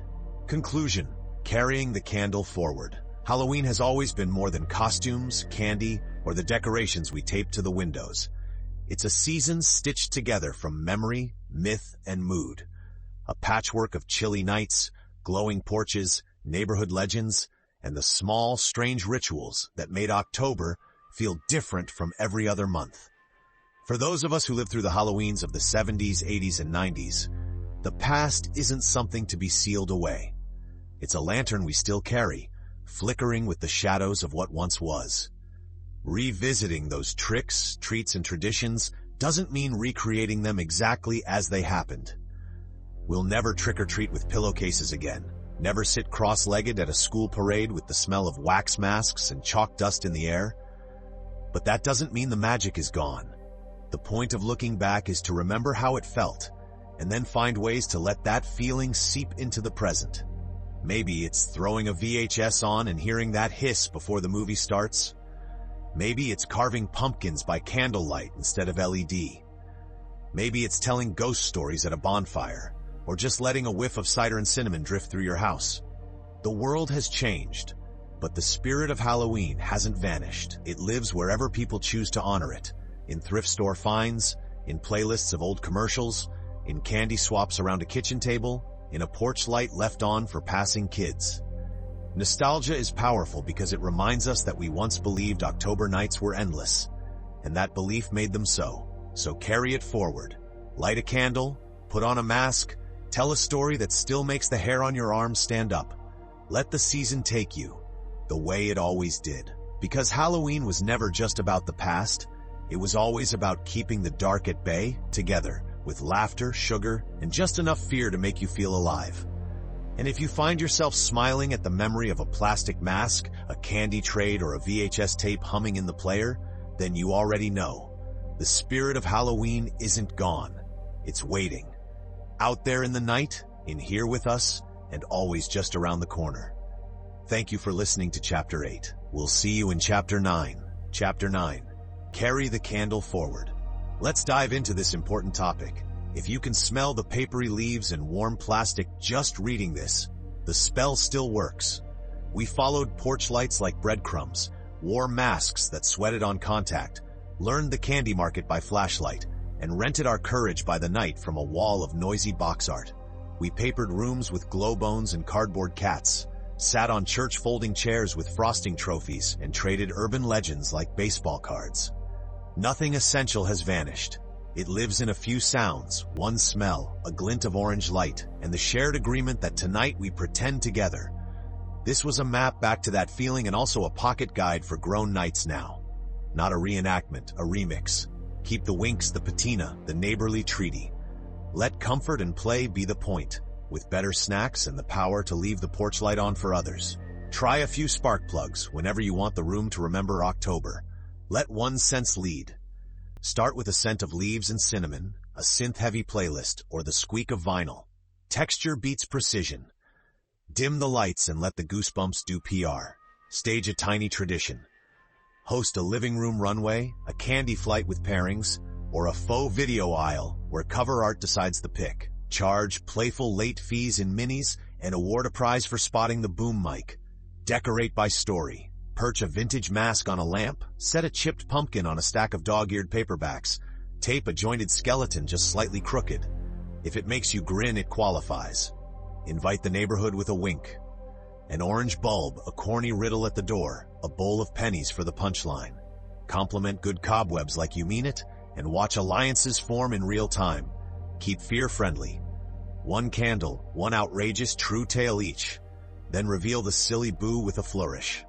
Laughter is the exit sign that lets everyone enjoy the chill. Let the mess linger. Leave the mask on the chair. Crumbs by the cauldron, the playlist cued. A week of echo makes the season feel bigger than the calendar. We grew up in Halloweens that were handmade, slightly crooked, and absolutely communal. That is the secret sauce. A porch light is a welcome, a costume is a conversation, and the best scares end with applause. Keep that treaty and everything else is optional. When the credits roll and the last wrapper crackles, step to the window for a breath of that old night air. The street still hums with talk and porch bulbs, real or remembered. You know the route. Take a slow twilight walk, text a friend who gets it, tape one die cut to the glass, cue one fuzzy rental, and let the light do the lifting. The magic is small, portable, and already yours. Thanks for walking the block with me. Happy Halloween again.